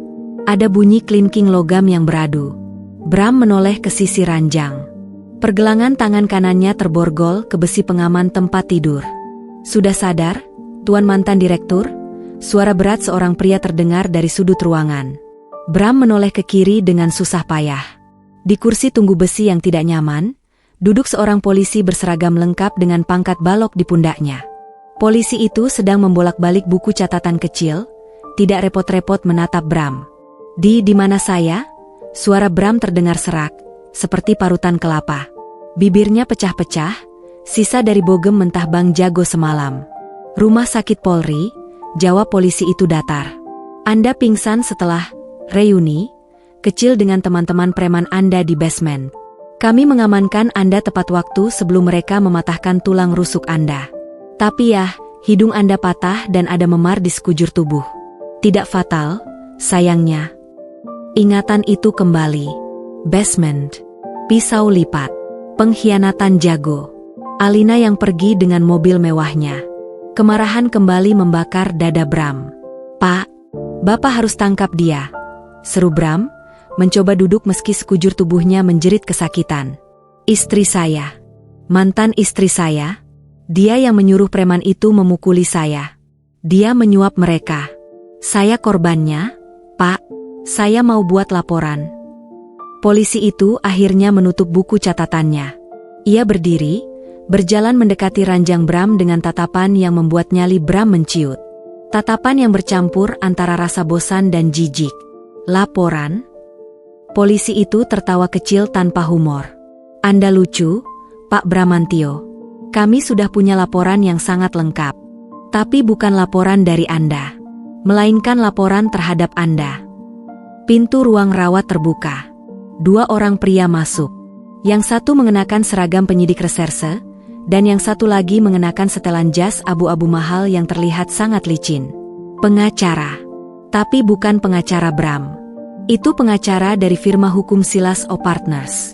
Selamat pagi, saudara tersangka, sapa penyidik itu, meletakkan tumpukan berkas tebal di meja dorong makan pasien. Tersangka? Mata Bram membelalak. Atas dasar apa? Saya yang dipukuli. Penyidik itu membuka berkas, lalu menyodorkan sebuah tablet ke hadapan wajah Bram. Di layar tablet, rekaman CCTV basement yang tajam dan jernih diputar. Video itu menampilkan segalanya. Bram melihat dirinya sendiri keluar dari balik pilar. Bram melihat dirinya sendiri mengeluarkan pisau lipat. Bram mendengar suaranya sendiri, yang terekam jelas oleh mikrofon surveillance canggih di area parkir VVIP, mengancam Alina. Aku sudah siapkan surat pernyataan. Kalau kau menolak, Bang Jago dan anak buahnya akan bersenang-senang dengan wajah cantikmu itu. Suara ancaman itu terdengar begitu jelas, begitu memberatkan. Penyidik mematikan tablet itu. Pasal 340-53 KUHP tentang percobaan pembunuhan berencana. Ditambah pasal 368 KUHP tentang pemerasan dengan kekerasan. Anda membawa senjata tajam, membawa 3 orang eksekutor, dan melakukan pengancaman fisik untuk memaksa korban menandatangani pengalihan aset. Itu bukan kenakalan remaja, Pak Bram. Itu kriminal murni. Bram menggeleng panik, keringat dingin membasahi baju pasiennya. Itu cuma gertakan. Saya tidak berniat membunuhnya. Dan preman-preman itu, Alina yang membayar mereka. Di video itu ada buktinya kan? Alina transfer uang ke mereka. Pengacara berjas abu-abu itu maju selangkah. Namanya Robert, terkenal sebagai hiu pengadilan yang tidak pernah kalah. Koreksi, Pak Bramantio, kata Robert dengan senyum sopan yang mematikan. Klien saya, Ibu Alina Adijaya, melakukan tindakan bela diri mendesak, not where. Dalam situasi diancam senjata tajam dan dikepung 4 pria, dia menggunakan satu-satunya alat pertahanan yang dia miliki, negosiasi finansial untuk menetralisir ancaman. Robert menatap Bram lurus-lurus. Hukum melihat tindakan Ibu Alina sebagai upaya menyelamatkan nyawa sendiri, tanpa melakukan kekerasan fisik. Sedangkan Anda adalah inisiatornya, otak pelakunya. Dan saksi mahkota Anda, Saudara Jago Susilo alias Bang Jago, sudah kami amankan. Dia bernyanyi sangat merdu pagi ini di ruang interogasi. Bram merasa seolah lantai di bawahnya runtuh. Jago tertangkap, dan dia bersaksi melawan Bram? Jago bilang Anda menjanjikan 10% saham perusahaan jika dia berhasil melukai klien saya. Lanjut Robert santai. Itu memberatkan sekali. Loh, niat jahatnya sudah terbukti sempurna. Saya mau pengacara, teriak Bram putus asa. Saya berhak punya pengacara. Panggilkan Hotman. Panggilkan siapa saja.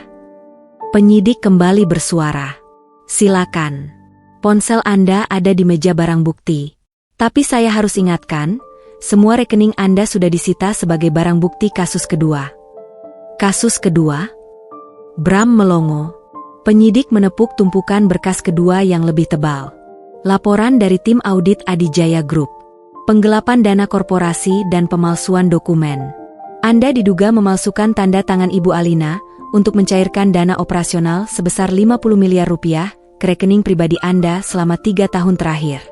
Bukti transfer, audit forensik, dan kesaksian sekretaris Anda sudah lengkap.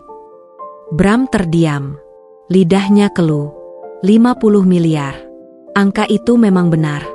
Dia menggunakannya untuk gaya hidup mewah, judi, dan menyuap pejabat demi gengsi. Dia pikir dia bisa menutupinya nanti. Dia tidak pernah menyangka audit itu akan dilakukan secepat ini. Jadi, penyidik itu menyimpulkan dengan nada bosan. Anda tidak punya uang untuk bayar pengacara swasta. Negara akan menyediakan pengacara publik gratisan untuk Anda. Tapi dengan bukti sekuat ini, saran saya, simpan tenaga Anda untuk berdoa. Air mata mulai mengalir di pipi Bram. Bukan air mata penyesalan, melainkan air mata ketakutan murni. Dia membayangkan penjara. Dia membayangkan kehilangan AC, kasur empuk, dan makanan enak. Tolong. Isak Bram menatap pengacara Robert. Tolong sampaikan ke Alina. Saya minta maaf. Saya hilaf. Saya akan lakukan apa saja. Jangan penjarakan saya. Saya suaminya, saya pernah jadi suaminya. Robert merapikan kerah jasnya, tidak tersentuh sedikitpun oleh drama murahan itu. Ibu Alina sudah menitipkan pesan untuk Anda, kata Robert pelan. Mata Bram berbinar sedikit. Harapan. Apa? Apa pesannya? Dia mau berdamai? Robert mendekatkan wajahnya ke telinga Bram, lalu berbisik dengan nada dingin yang meniru intonasi Alina dengan sempurna. Katakan padanya, nikmati fasilitas barumu. Itu satu-satunya kamar yang pantas untuk pria yang mencoba menjual istrinya. Jangan khawatir soal biaya hidup, penjara menanggung makan 3 kali sehari. Gratis. Sama seperti saat kamu menumpang hidup padaku. Setelah menyampaikan pesan itu, Robert mundur dan mengangguk pada penyidik. Tugas saya selesai. Kami akan menunggu pelimpahan berkas ke kejaksaan secepatnya. Mohon pastikan tersangka tidak kabur kemana-mana. Siap, Pak. Jawab polisi penjaga sambil menyeringai, mengetuk borgol di tangan Bram. Robert dan penyidik itu berjalan keluar ruangan. Tunggu.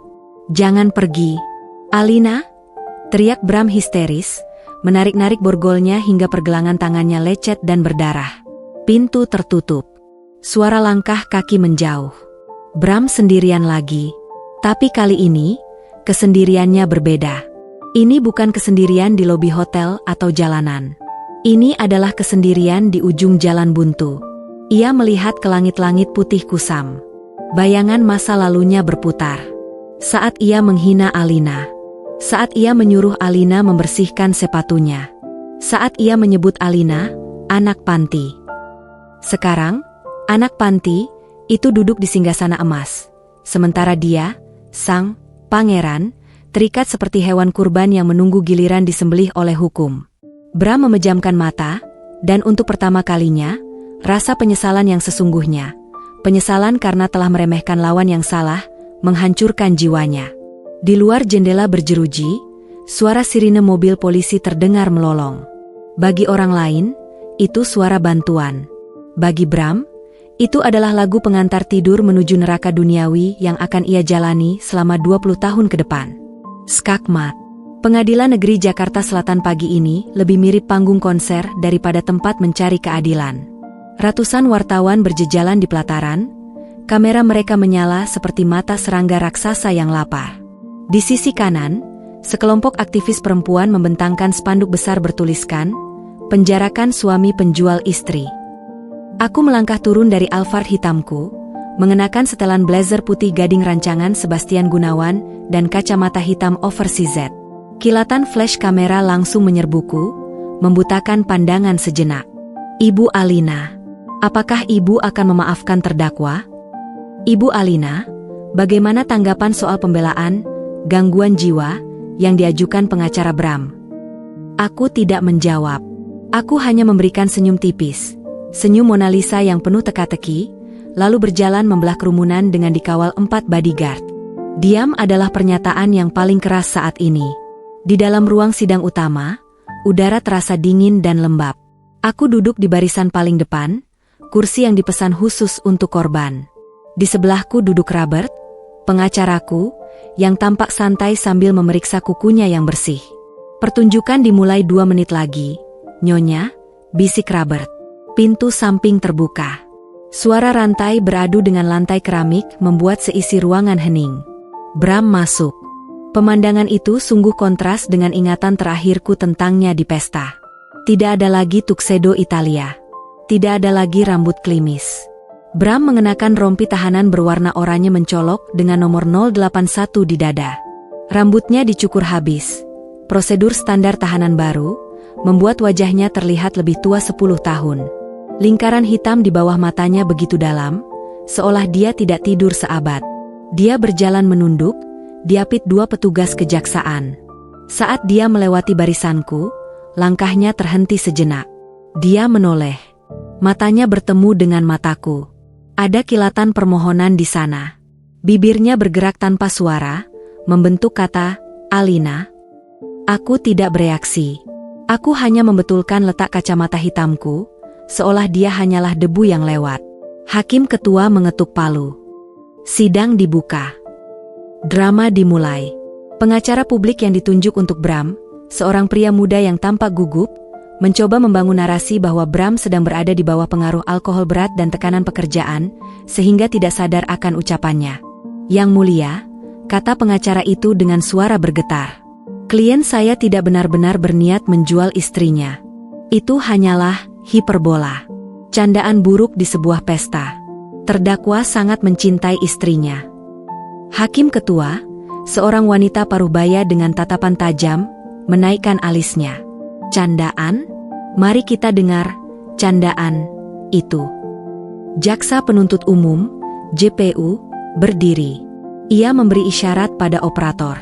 Layar proyektor di ruang sidang menyala. Rekaman audio dari Penatuan Silas diputar melalui speaker pengadilan yang besar. Kualitas suaranya jernih, sejernih kristal. Siapa mau tukar istri? Kalau Anda mau tanda tangan kontrak investasi malam ini, Tuan Silas, saya berikan Alina untuk Anda. Bawa saja. Anggap saja bonus. Saya bisa cari istri baru yang lebih muda, lebih pintar, dan lebih berguna besok pagi. Suara Bram yang arogan, penuh tawa mengejek, menggema di ruangan itu. Reaksi hadirin instan. Para pengunjung sidang mendesis jijik. Wartawan mengetik dengan gila-gilaan di laptop mereka. Hakim anggota menggeleng-gelengkan kepala. Di kursi terdakwa, Bram menutup wajahnya dengan kedua tangan yang terborgol. Bahunya berguncang. Dia malu. Atau mungkin takut. Cukup, kata hakim ketua, mematikan audio itu. Ia menatap Bram dengan tatapan yang bisa membekukan neraka. Saudara terdakwa, apakah suara itu milik Anda? Bram mengangkat wajahnya. Wajahnya basah oleh keringat dan air mata. Yang mulia, saya mabuk. Saya tidak sadar. Mabuk tidak menghapus pidana, saudara, bentak hakim ketua. Justru itu menunjukkan karakter asli Anda saat kontrol sosial Anda lepas. Anda memperlakukan manusia, istri Anda sendiri, seperti barang dagangan di pasar loak. Saya menyesal, Yang Mulia. Saya hilaf, teriak Bram histeris. Ia tiba-tiba berdiri, mencoba menerobos meja pembatas menuju arahku. Alina, sayang, tolong bicara. Bilang sama hakim kalau kita saling mencintai. Cabut laporannya. Aku akan berubah. Aku janji. Petugas keamanan segera menahan bahu Bram, memaksanya duduk kembali. Duduk atau saya keluarkan Anda dari ruang sidang, ancam hakim. Robert menyenggol lenganku pelan. Giliran Anda, Nyonya. Hancurkan sisa harapannya. Hakim menoleh padaku. Saudari saksi korban, Alina Adijaya. Apakah saudari ingin memberikan tanggapan atau pertimbangan yang meringankan? Aku berdiri. Ruangan menjadi senyap. Semua mata tertuju padaku. Aku melepas kacamata hitamku perlahan, memperlihatkan mataku yang jernih dan tegas. Tidak ada air mata. Tidak ada kesedihan. Yang Mulia, suaraku tenang, mengalun lembut namun tegas. Terdakwa meminta pengampunan atas dasar kehilafan. Namun, saya membawa bukti tambahan. Aku menyerahkan sebuah flash disk kepada Panitera. Ini adalah rekam jejak digital percakapan terdakwa dengan beberapa rekannya selama setahun terakhir. Di dalamnya, terdakwa berulang kali menyebut niatnya untuk menceraikan saya setelah ia berhasil menguasai 100% saham perusahaan dan berencana membuang saya ke panti asuhan tanpa sepeser uang pun. Aku menatap Bram lurus-lurus. Kejadian di pesta itu bukan kehilafan, Yang Mulia. Itu adalah puncak rencana. Dia hanya sial karena dia mengucapkannya di depan orang yang salah. Jika malam itu Tuan Silas adalah investor korup yang setuju dengan tawarannya, saya yakin saat ini saya sudah dijual. Bram ternganga. Dia tidak tahu aku menyadap ponselnya sejak lama. Wajahnya pucat pasi, seputih tembok. Oleh karena itu, lanjutku, saya memohon kepada majelis hakim untuk memberikan hukuman maksimal. Bukan untuk balas dendam, tetapi untuk memastikan tidak ada wanita lain yang harus dijadikan komoditas oleh pria seperti dia. Aku duduk kembali. Ruang sidang gempar. Tepuk tangan spontan terdengar dari bangku pengunjung, membuat hakim harus mengetuk palu berkali-kali untuk menertibkan. Harap tenang, seru hakim. Hakim ketua menatap Bram dengan pandangan final. Vonis memang belum dibacakan hari ini, tapi dari raut wajah majelis hakim, nasib Bram sudah disegel.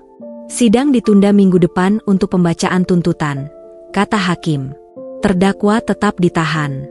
Sidang ditutup. Tok. Bram lemas di kursinya. Kakinya tidak kuat menopang tubuhnya. Dua petugas harus menyeretnya berdiri. Saat dia diseret melewati depanku lagi, dia tidak lagi memohon. Matanya kosong. Jiwanya sudah mati sebelum vonis dibacakan. Dia tahu, rekaman chat yang baru kuserahkan itu adalah paku terakhir di peti matinya. Aku bangkit berdiri, merapikan blazerku. Nyonya, Robert tersenyum puas. Skakmat yang indah. Belum selesai, Robert, jawabku sambil memakai kembali kacamata hitamku. Pastikan media mendapatkan salinan transkrip chat itu sore ini. Aku ingin saat dia kembali ke selnya, bahkan teman-teman satu selnya pun jijik padanya. Aku berjalan keluar dari ruang sidang, disambut kembali oleh blitz kamera. Kali ini, cahaya itu tidak lagi menyilaukan. Cahaya itu terasa seperti lampu sorot panggung kemenanganku. Bram akan membusuk di penjara. Dan aku punya kerajaan bisnis yang harus kupimpin. Dunia akhirnya tahu siapa pemilik Adijaya Group yang sebenarnya. Pukul 12 siang. Matahari Jakarta sedang terik-teriknya, membakar atap seng rumah tahanan, rutan, Salemba hingga suhu di dalam blok tahanan terasa seperti oven raksasa. Di dalam sel nomor 4 blok C, yang seharusnya berkapasitas 10 orang namun kini diisi 35 tahanan, Bramantyo duduk meringkuk di sudut ruangan dekat lubang kakus. Ia tidak lagi mengenakan jas Armani.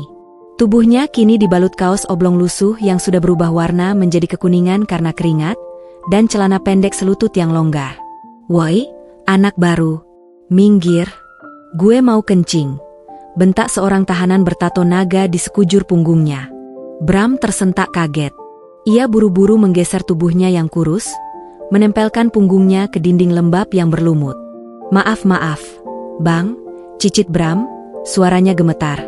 Pria yang dulu berteriak memarahi manajer pemasaran karena kopi yang kurang panas, kini meminta maaf hanya karena duduk di tempat yang salah. Maaf. Emang minta maaf bisa bikin perut gue kenyang?" Tahanan itu menendang kaki Bram sekilas sebelum meludah ke lubang kakus yang berjarak hanya setengah meter dari hidung Bram. Bau pesing yang menyengat menusuk indera penciuman Bram, membuatnya mual. Tapi perutnya kosong. Ia belum makan sejak kemarin sore karena jatah makan malamnya dirampas oleh kepala kamar, tahanan senior yang menguasai sel itu. "Makan siang," teriakan sipir, tamping, terdengar dari lorong, diikuti bunyi kelontang piring plastik yang beradu dengan jeruji besi. Para tahanan segera berhamburan ke depan sel, berebut seperti ikan piranha.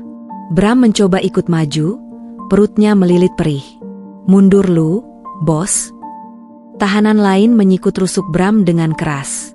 "Anak baru dapat sisa." Bram terhuyung mundur, memegangi rusuknya yang masih nyeri bekas pukulan Bang Jago tempo hari. Ia hanya bisa menatap nanar saat ompreng, wadah makan plastik, dibagikan. Menu hari ini adalah legenda penjara, nasi cadong. Nasi pera yang keras dan sedikit berbau apek, sepotong tempe rebus pucat yang hambar, dan sayur kangkung layu yang lebih banyak airnya daripada daunnya. Ketika giliran Bram tiba, yang tersisa di wadah besar di lorong hanyalah kerak nasi dan kuah sayur yang keruh. "Nih," sipir melemparkan ompreng plastik itu ke lantai, tepat di depan kaki Bram. "Nikmati fasilitas negara, Pak Direktur." Bram menatap makanan itu dengan mata berkaca-kaca. Dulu, ia biasa membuang steak wagyu seharga 2 juta rupiah, hanya karena tingkat kematangannya medium well, bukan medium rare. Sekarang, ia harus memungut nasi kerak ini dengan tangan telanjang yang kotor. Ia duduk kembali di sudut kakus, menyuapkan nasi keras itu ke mulutnya. Rasanya pahit. Pahit karena kegagalan. Pahit karena penyesalan. Di dinding seberang sel, ada sebuah televisi tabung 14 inci yang ditaruh di dalam kerangkeng besi tinggi agar tidak dirusak tahanan. Televisi itu satu-satunya hiburan di neraka ini. "Ganti channel berita. Gue mau lihat kasus korupsi bansos," teriak kepala kamar. Salah satu anak buahnya mengganti saluran TV dengan batang sapu. Layar bersemut itu menampilkan saluran berita bisnis nasional. Breaking news. Mata Bram terpaku. Sendok plastik di tangannya, yang ia temukan di lantai, terjatuh. Di layar TV yang buram itu, ia melihat sebuah ballroom hotel yang sangat ia kenal. Bukan, itu bukan hotel. Itu adalah aula utama Istana Negara. Kamera menyorot sosok wanita yang berdiri anggun di podium, mengenakan kebaya modern berwarna merah marun yang membalut tubuhnya dengan wibawa seorang ratu. Rambutnya disanggul elegan, dan di lehernya melingkar kalung berlian safir biru, kalung peninggalan ayahnya yang dulu pernah Bram suruh lepas. Itu Alina. Dan dengan ini, pemerintah resmi menunjuk Adijaya Group sebagai mitra strategis utama dalam pembangunan infrastruktur energi terbarukan di ibu kota baru. Suara reporter terdengar antusias. Nilai kontrak diperkirakan mencapai 5 triliun rupiah. Kamera menzoom wajah Alina. Ia tersenyum, lalu bersalaman dengan seorang menteri. Di belakangnya, berdiri Tuan Silas dan jajaran direksi baru. Bram melihat Rian, teman yang memblokir nomornya, kini ada di sana, bertepuk tangan paling keras di barisan tamu, menjilat penguasa baru. "Wih, gila tuh cewek," komentar tahanan bertato naga sambil mengunyah tempe. "Bening banget, bos. Duitnya nggak berseri itu pasti." "Siapa tuh namanya?" "Alina. Itu istri gue," bisik Bram tanpa sadar. Suaranya sangat pelan, hampir tak terdengar. "Hah? Ngomong apa lu, napi baru?" Tahanan itu menoleh. "Itu istri gue," teriak Bram tiba-tiba, air matanya tumpah membasahi nasi cadongnya. "Alina itu istri gue. Gue yang bikin dia kaya. Harusnya gue yang ada di sana. Harusnya gue yang salaman sama menteri." Keheningan melanda sel sejenak. 30 pasang mata menatap Bram. Lalu, ledakan tawa membahana. "Hahaha. Woi, denger nggak? Si gila ini ngaku-ngaku lakinya ratu duit itu. Mimpi lu ketinggian, bos. Lihat muka lu, lihat baju lu. Lu makan nasi cadong aja susah, ngaku lakinya konglomerat. Stres dia. Udah gila dia." Kepala kamar berdiri, berjalan mendekati Bram. Ia menendang ompreng makan siang Bram, hingga isinya berserakan di lantai yang kotor. "Berisik lu, halu," bentak kepala kamar. "Kalau lu lakinya, kenapa lu di sini meluk WC, sementara dia di istana? Sadar diri, lu itu sampah. Sekarang, jilat tunas yang tumpah. Lantai gue jadi kotor gara-gara lu." Bram menatap nasi yang berserakan di dekat lubang kakus. Di layar TV, Alina sedang mengangkat gelas toas dengan para pejabat, menikmati canape caviar dan champagne kualitas terbaik. Di sini, Bram harus memilih, memakan nasi kotor itu atau mati kelaparan. Dengan tangan gemetar dan harga diri yang sudah hancur lebur menjadi debu, Bram menunduk. Ia memungut butiran nasi itu satu persatu. Di layar TV, Alina menatap kamera. Seolah-olah tatapannya menembus ruang dan waktu, menembus layar TV tabung di penjara kumuh itu, langsung ke mata Bram. Tatapan itu berkata, "Selamat makan, Mas." Sementara itu, di Grand Ballroom Hotel Kempinski, beberapa jam setelah acara di istana, Alina meletakkan gelas champagne-nya di nampan pelayan yang lewat. Ia merasa sedikit lelah, tapi lelah yang memuaskan. "Selamat, Nyonya Alina," sapa Rian, yang entah bagaimana berhasil menyelinap masuk ke daftar tamu VVIP. Rian tersenyum lebar, menjulurkan tangan. "Saya Rian, teman lama maksud saya, pengagum lama visi bisnis Anda. Saya dengar Adijaya Group butuh vendor beton. Perusahaan saya siap memberi diskon khusus." Alina menatap tangan Rian yang terulur. Ia ingat nama ini. Rian adalah teman mabuk Bram. Orang yang ikut menertawakannya dulu saat Bram menghinanya di grup WhatsApp golf mereka. Alina tidak menjabat tangan itu. Ia menoleh ke Tuan Silas yang berdiri setia di sampingnya. "Tuan Silas," kata Alina tenang. "Sepertinya sistem keamanan kita kebobolan. Ada lalat yang masuk ke ruangan steril." Wajah Rian pucat. "Lalat? Bu Alina, saya..." "Keluarkan dia," perintah Alina datar. "Dan pastikan perusahaannya masuk daftar hitam vendor kita selamanya. Saya tidak bekerja sama dengan oportunis yang mengkhianati temannya sendiri saat susah." Tuan Silas mengangguk. Dua security berjas hitam segera mengapit Rian dan menyeretnya keluar dengan sopan namun tegas. Persis seperti mantan bosnya dulu. Alina kembali menatap pemandangan bundaran Hai dari jendela kaca raksasa. Karma bukan hanya untuk Bram. Karma adalah hidangan buffet yang disajikan untuk semua orang yang pernah meremehkannya. Dan Alina adalah koki utamanya. Ponsel Alina bergetar. Pesan dari pengacara Robert. Update, terdakwa Bramantio divonis 12 tahun penjara oleh hakim hari ini. Aset pribadi nihil. Tidak ada banding karena tidak ada biaya. Kasus ditutup. Alina menghapus pesan itu, lalu memblokir nomor kontak lama yang tersimpan dengan nama "Suamiku". Ia mengetik nama baru di kontak daruratnya, "Diriku sendiri". Kebebasan itu mahal, gumam Alina, memandangi pantulan dirinya di kaca jendela yang kini terlihat bersinar. Tapi aku mampu membayarnya. 3 bulan di dalam penjara telah mengubah Bramantio menjadi hantu. Tulang pipinya menonjol tajam di balik kulit yang pucat dan berjamur panu. Rambutnya mulai tumbuh tidak beraturan, kasar dan kusam. Namun, yang paling mati dari dirinya adalah matanya. Sepasang mata yang dulu memancarkan arogansi, kini hanya berisi kekosongan hampa. "Kunjungan untuk tahanan 081, teriak sipir penjaga pintu blok. Bram tersentak dari lamunannya. Jantungnya berdegup kencang. Kunjungan? Harapan liar tumbuh di dadanya. Apakah itu Alina? Apakah dia akhirnya luluh? Atau mungkin Rian yang merasa bersalah dan membawakan pengacara hebat? Atau Siska? Ya, Siska. Simpanan rahasianya. Wanita yang ia belikan apartemen di Kemang menggunakan uang korupsi. Siska yang mengaku sedang hamil 2 bulan sebelum Bram ditangkap. Siska pasti datang membawa kabar tentang anaknya, penerus darah dagingnya. Bram buru-buru merapikan kaos tahanannya yang bau, menyisir rambut dengan jari, dan berjalan cepat menuju ruang kunjungan. Ia duduk di balik kaca pembatas yang tebal. Tangannya gemetar memegang gagang telepon interkom. Ia menunggu pintu di seberang terbuka. Pintu terbuka. Senyum Bram yang baru terbentuk setengah jalan langsung membeku. Bukan Siska. Bukan Alina. Yang masuk adalah Tuan Silas. Pria tua itu mengenakan setelan jas carcoal 3 potong yang tampak sangat mahal, kontras dengan dinding ruang kunjungan yang catnya mengelupas. Silas duduk dengan tenang, meletakkan sebuah tas kerja kulit tipis di meja. Bram menelan ludah. Ia mengangkat gagang telepon dengan ragu. "Mau apa Anda kesini?" tanya Bram, suaranya parau. "Mau mengejek saya lagi? Mau pamer kalau Anda berhasil merebut perusahaan saya?" Di seberang kaca, Silas mengangkat gagang teleponnya. Wajahnya datar, tanpa ekspresi kemenangan maupun belas kasihan. "Perusahaan Anda?" Silas mengulang kata itu dengan nada geli. "Bramantio, Anda benar-benar hidup dalam dongeng." "Saya direktur utama," desis Bram, sisa-sisa egonya mencoba memberontak.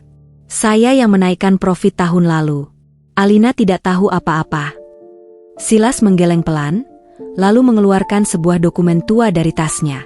Kertas itu terlihat kuning termakan usia. Ia menempelkan dokumen itu ke kaca agar Bram bisa membacanya.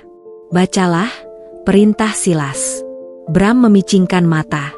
Itu adalah risalah rapat rahasia Dewan Komisaris tertanggal 5 tahun lalu, tepat 1 minggu sebelum pernikahan Bram dan Alina. Di sana ada tanda tangan mendiang ayah Alina, Pak Adijaya. Mata Bram membelalak saat membaca poin nomor 3. Agenda, pengangkatan saudara Bramantio sebagai direktur operasional. Catatan khusus, rahasia saudara Bramantio akan ditempatkan sebagai bumper korporasi untuk menampung aset-aset beracun, toxic assets, dan kewajiban pajak tertunggak senilai 2 triliun rupiah. Jika terjadi audit atau pilot, tanggung jawab hukum akan jatuh penuh kepadanya, melindungi aset inti yang dipegang oleh ahli waris, Alina. Tangan Bram lemas. Gagang telepon hampir terlepas dari genggamannya. "Apa-apa ini?" "Ini adalah rencana mendiang Pak Adijaya," jelas Silas dingin. "Bapak Adijaya tahu Anda adalah pria tamak sejak hari pertama Anda mendekati putrinya. Dia tahu Anda memalsukan CV Anda. Dia tahu Anda menggelapkan dana kecil-kecilan saat masih manajer. Kalau dia tahu, kenapa dia merestui saya menikah dengan Alina?" "Karena dia butuh kambing hitam," jawab Silas kejam. "Perusahaan sedang dalam masalah pajak besar waktu itu. Pak Adijaya butuh seseorang yang cukup bodoh dan cukup serakah untuk menandatangani semua dokumen berbahaya itu. Seseorang yang rela pasang badan demi jabatan. Dan Anda, Bram, adalah kandidat yang sempurna." Bram merasa mual. Selama ini dia berpikir dia adalah predator yang berhasil menipu keluarga kaya. Ternyata, dia hanyalah umpan yang dimakan sukarela. "Alina?" Suara Bram bergetar. "Alina tahu ini?" "Nyonya Alina menolak rencana ayahnya," kata Silas. "Dia mencintai Anda dengan tulus waktu itu. Dia memohon pada ayahnya untuk tidak menjadikan Anda tumbal. Dia menghabiskan 5 tahun terakhir membersihkan aset beracun, Itu diam-diam menggunakan uang warisan pribadinya, supaya Anda tidak masuk penjara karena kasus pajak. Dia melindungi Anda, Bram. Air mata mulai mengalir di pipi kotor Bram. Dia melindungimu dari jerat hukum yang disiapkan ayahnya. Dia membiarkanmu merasa hebat. Dia membiarkanmu menghinanya, sambil dia bekerja keras di belakang layar membereskan kekacauanmu. Silas menarik kembali dokumen itu dan memasukkannya ke tas. Tapi Anda justru mencoba menjualnya. Saat itulah, Nyonya Alina berhenti melindungi Anda. Dan lihat, tanpa perlindungan dia, Anda hancur dalam 24 jam. Bram menunduk, bahunya berguncang hebat. Kebenaran ini lebih menyakitkan daripada pukulan fisik. Dia bukan raja. Dia hanyalah boneka yang diselamatkan oleh wanita yang ia anggap bodoh. Tunggu. Bram mengangkat wajahnya tiba-tiba, teringat satu hal. Siska. Siska hamil anak saya. Setidaknya saya punya keturunan. Darah daging saya akan membalas dendam suatu hari nanti. Silas tertawa. Tawa yang sangat singkat dan kering. Ah, wanita simpanan itu. Silas mengambil amplop putih kedua dari tasnya. Siska tidak hamil anak Anda, Bram. Bohong. Dia tunjukkan test paknya. Dia hamil, itu benar. Tapi bukan anak Anda. Itu anak dari bandar judi bola yang juga menjadi pacarnya. Tidak mungkin. Kami berhubungan rutin. Saya subur. Alina yang mandul. Alina yang tidak bisa kasih saya anak selama 5 tahun. Teriak Bram, memukul kaca pembatas. Silas menempelkan amplop kedua ke kaca. Itu adalah hasil tes laboratorium andrologi dari rumah sakit ternama, tertanggal 4 tahun lalu. Nama pasien, Bramantio. Diagnosa, azoospermia absolut, steril permanen. Dunia Bram runtuh untuk kedua kalinya dalam 5 menit. Anda mandul sejak lahir, Bram, kata Silas datar. Alina tahu ini. Dia melihat hasil tes ini 4 tahun lalu saat kalian program hamil. Tapi apa yang dia lakukan? Dia menyembunyikan hasil ini. Dia bilang ke keluarga besar bahwa dia yang bermasalah. Dia menanggung beban disebut wanita mandul oleh ibu Anda, oleh teman-teman Anda, hanya untuk menjaga ego maskulinitas Anda yang rapuh. Bram melorot dari kursinya. Ia jatuh berlutut di lantai ruang kunjungan yang dingin. Gagang telepon menggantung, berayun-ayun menghantam dinding. Dia mandul. Alina tahu. Alina diam saat dihina mandul oleh ibu mertuanya sendiri. Alina melindunginya dari aib terbesar seorang pria. Dan sebagai balasannya, Bram berselingkuh dengan wanita yang menipunya, lalu mencoba menjual Alina ke lelaki lain. Tidak. Raung Bram. Suaranya pecah, melolong seperti binatang yang terluka parah. Tidak, Ak. Di seberang kaca, Silas berdiri. Ia merapikan jasnya, menatap sosok Bram yang meringkuk di lantai dengan tatapan jijik yang paripurna. Nyonya Alina tidak menitipkan pesan apapun kali ini, ucap Silas, meski Bram mungkin tidak mendengarnya lagi. Dia hanya ingin Anda tahu kebenarannya. Bahwa Anda tidak kehilangan perusahaan. Anda tidak kehilangan anak. Anda kehilangan satu-satunya manusia di bumi ini yang pernah benar-benar mencintai sampah seperti Anda. Silas berbalik dan berjalan keluar. Bram tertinggal sendirian. Raungannya menggema di ruang kosong itu. Bukan karena penjara. Bukan karena miskin. Tapi karena kesadaran yang sangat terlambat bahwa dia telah membunuh malaikat pelindungnya sendiri dengan tangannya yang kotor. Neraka yang sesungguhnya baru saja dimulai di dalam kepalanya. Dan neraka itu bernama penyesalan abadi. 5 tahun kemudian. Langit Jakarta sore ini berwarna lembayung, memantul indah di dinding kaca Adijaya Tower yang baru, gedung pencakar langit tertinggi di Asia Tenggara yang baru saja diresmikan. Di lantai 88, dalam sebuah private ballroom yang kemewahannya membuat hotel bintang 5 terlihat seperti asrama, Alina Adijaya berdiri memegang gelas kristal flute berisi air mineral. Ia tidak lagi minum alkohol. Ia tidak membutuhkan stimulan untuk merasa bahagia. Nyonya Alina, sapa seorang pria muda tampan, mengenakan setelan jas yang pas badan. Itu adalah Reza, direktur operasional baru yang direkrut Alina murni karena kompetensi, bukan karena koneksi. Helikopter untuk perjalanan ke Singapura sudah siap di helipad. Rapat dengan investor Arab Saudi dijadwalkan besok pagi. Terima kasih, Reza, jawab Alina, tersenyum hangat. Senyum yang kini tulus, bukan topeng. Pastikan Yayasan Beasiswa untuk Anak Panti Asuhan sudah menerima dana hibah tahun ini sebelum kita berangkat. Sudah diproses, Nyonya. Total 10 miliar rupiah, sesuai instruksi. Alina mengangguk puas. Ia berjalan ke tepi balkon kaca. Angin sore memainkan ujung gaun sutra putihnya. Ia melihat ke bawah, ke arah jalanan Jakarta yang macet dan semrawut. Dulu, ia merasa terkurung di kota ini. Sekarang, kota ini adalah miliknya. Di jari manisnya, tidak ada cincin. Ia memilih untuk tetap melajang, menikmati kebebasan absolut. Namun, rumor mengatakan ia sedang dekat dengan seorang diplomat Eropa yang sangat menghormati kecerdasannya. Tapi itu hanya detail kecil.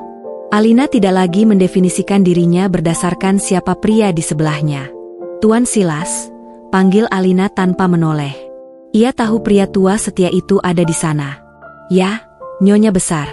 Silas muncul dari bayangan, rambutnya kini memutih sepenuhnya, namun badannya masih tegap. Bagaimana kabar, teman lama? Kita, tanya Alina pelan. Silas tidak perlu bertanya siapa yang dimaksud. Hanya ada satu orang dari masa lalu yang nasibnya masih dipantau Alina, bukan karena rindu, tapi sebagai pengingat. Laporan bulanan dari Lapas Cipinang baru saja masuk. Jawab Silas. Tahanan 081. Kondisinya menurun drastis. Lembaga Pemasyarakatan, Lapas Cipinang. Blok Tahanan Kriminal Umum. Bramantio sedang menyikat lantai WC umum blok tahanan menggunakan sikat gigi bekas. Bau amonia dan kotoran manusia yang menyengat sudah menjadi parfum hariannya selama 5 tahun terakhir. Tubuhnya kurus kering, tinggal kulit pembalut tulang. Batu kering terus-menerus mengguncang dadanya, gejala TBC yang ia derita karena tidur berdesakan di lantai semen yang lembab. Gigi depannya ompong 2 biji, hasil pelajaran dari napi senior karena Bram pernah ketahuan mencoba mencuri sepotong tempe goreng. Woi, tamping. Cepetan sikatnya. Gue mau boker. Tendangan pelan mendarat di pantat Bram. Iya, bang sebentar. Bang, jawab Bram parau, mempercepat gerakan tangannya yang gemetar. Bramantio, mantan direktur utama yang dulu membuang steak mahal, kini adalah tamping WC, kasta terendah dalam hierarki penjara. Tugasnya membersihkan kotoran orang lain demi mendapatkan rokok atau sisa makanan. Selesai membersihkan, Bram berjalan tertatih ke sudut kantin penjara. Di sana, sebuah TV tabung menyala keras. Para napi sedang menonton acara gosip sore. Dan inilah sosok wanita paling berpengaruh tahun ini versi majalah Forbes Asia. Suara presenter TV terdengar antusias. Alina Adijaya, CEO Adijaya Group, yang sukses mengakuisisi 3 perusahaan tambang raksasa bulan lalu. Bram berhenti. Matanya yang rabun menatap layar. Di sana, Alina terlihat bersinar. Jauh lebih cantik daripada 5 tahun lalu. Wajahnya penuh cahaya, kulitnya terawat, dan aura kekuasaannya menembus layar. Dia sedang tertawa renyah saat diwawancarai, sebuah tawa yang dulu, saat masih menjadi istri Bram, tidak pernah terdengar. Ibu Alina, tanya wartawan di TV. Apa rahasia kesuksesan ibu bangkit dari masa lalu yang sulit? Bram menahan napas. Ia berharap Alina menyebut namanya. Sedikit saja. Mungkin sebagai penyesalan, atau setidaknya sebagai bagian dari sejarah hidupnya. Alina di layar TV tersenyum, menatap kamera. Masa lalu? Alina terkekeh ringan. Saya rasa Anda salah informasi. Saya tidak punya masa lalu yang sulit. Saya hanya pernah mengalami fase tidur panjang. Saya sempat bermimpi buruk ada seekor tikus yang mencoba menggerogoti tiang rumah saya. Tapi kemudian saya bangun, membuang tikus itu, dan menyadari bahwa rumah saya ternyata istana. Wartawan tertawa. Penonton tertawa. Bram tidak tertawa. Tikus. Dia tidak disebut sebagai mantan suami. Dia tidak disebut sebagai pengkhianat. Dia hanya disebut sebagai tikus. Hama yang sudah dibuang dan dilupakan. Tikus. Bisik Bram, air mata menetes ke pipinya yang kotor. Aku cuma tikus. Rasa sakit di dadanya bukan lagi karena TBC, tapi karena kesadaran bahwa bagi Alina, dia bukan siapa-siapa. Dia tidak dibenci. Dia tidak dicintai. Dia hanya tidak dianggap ada.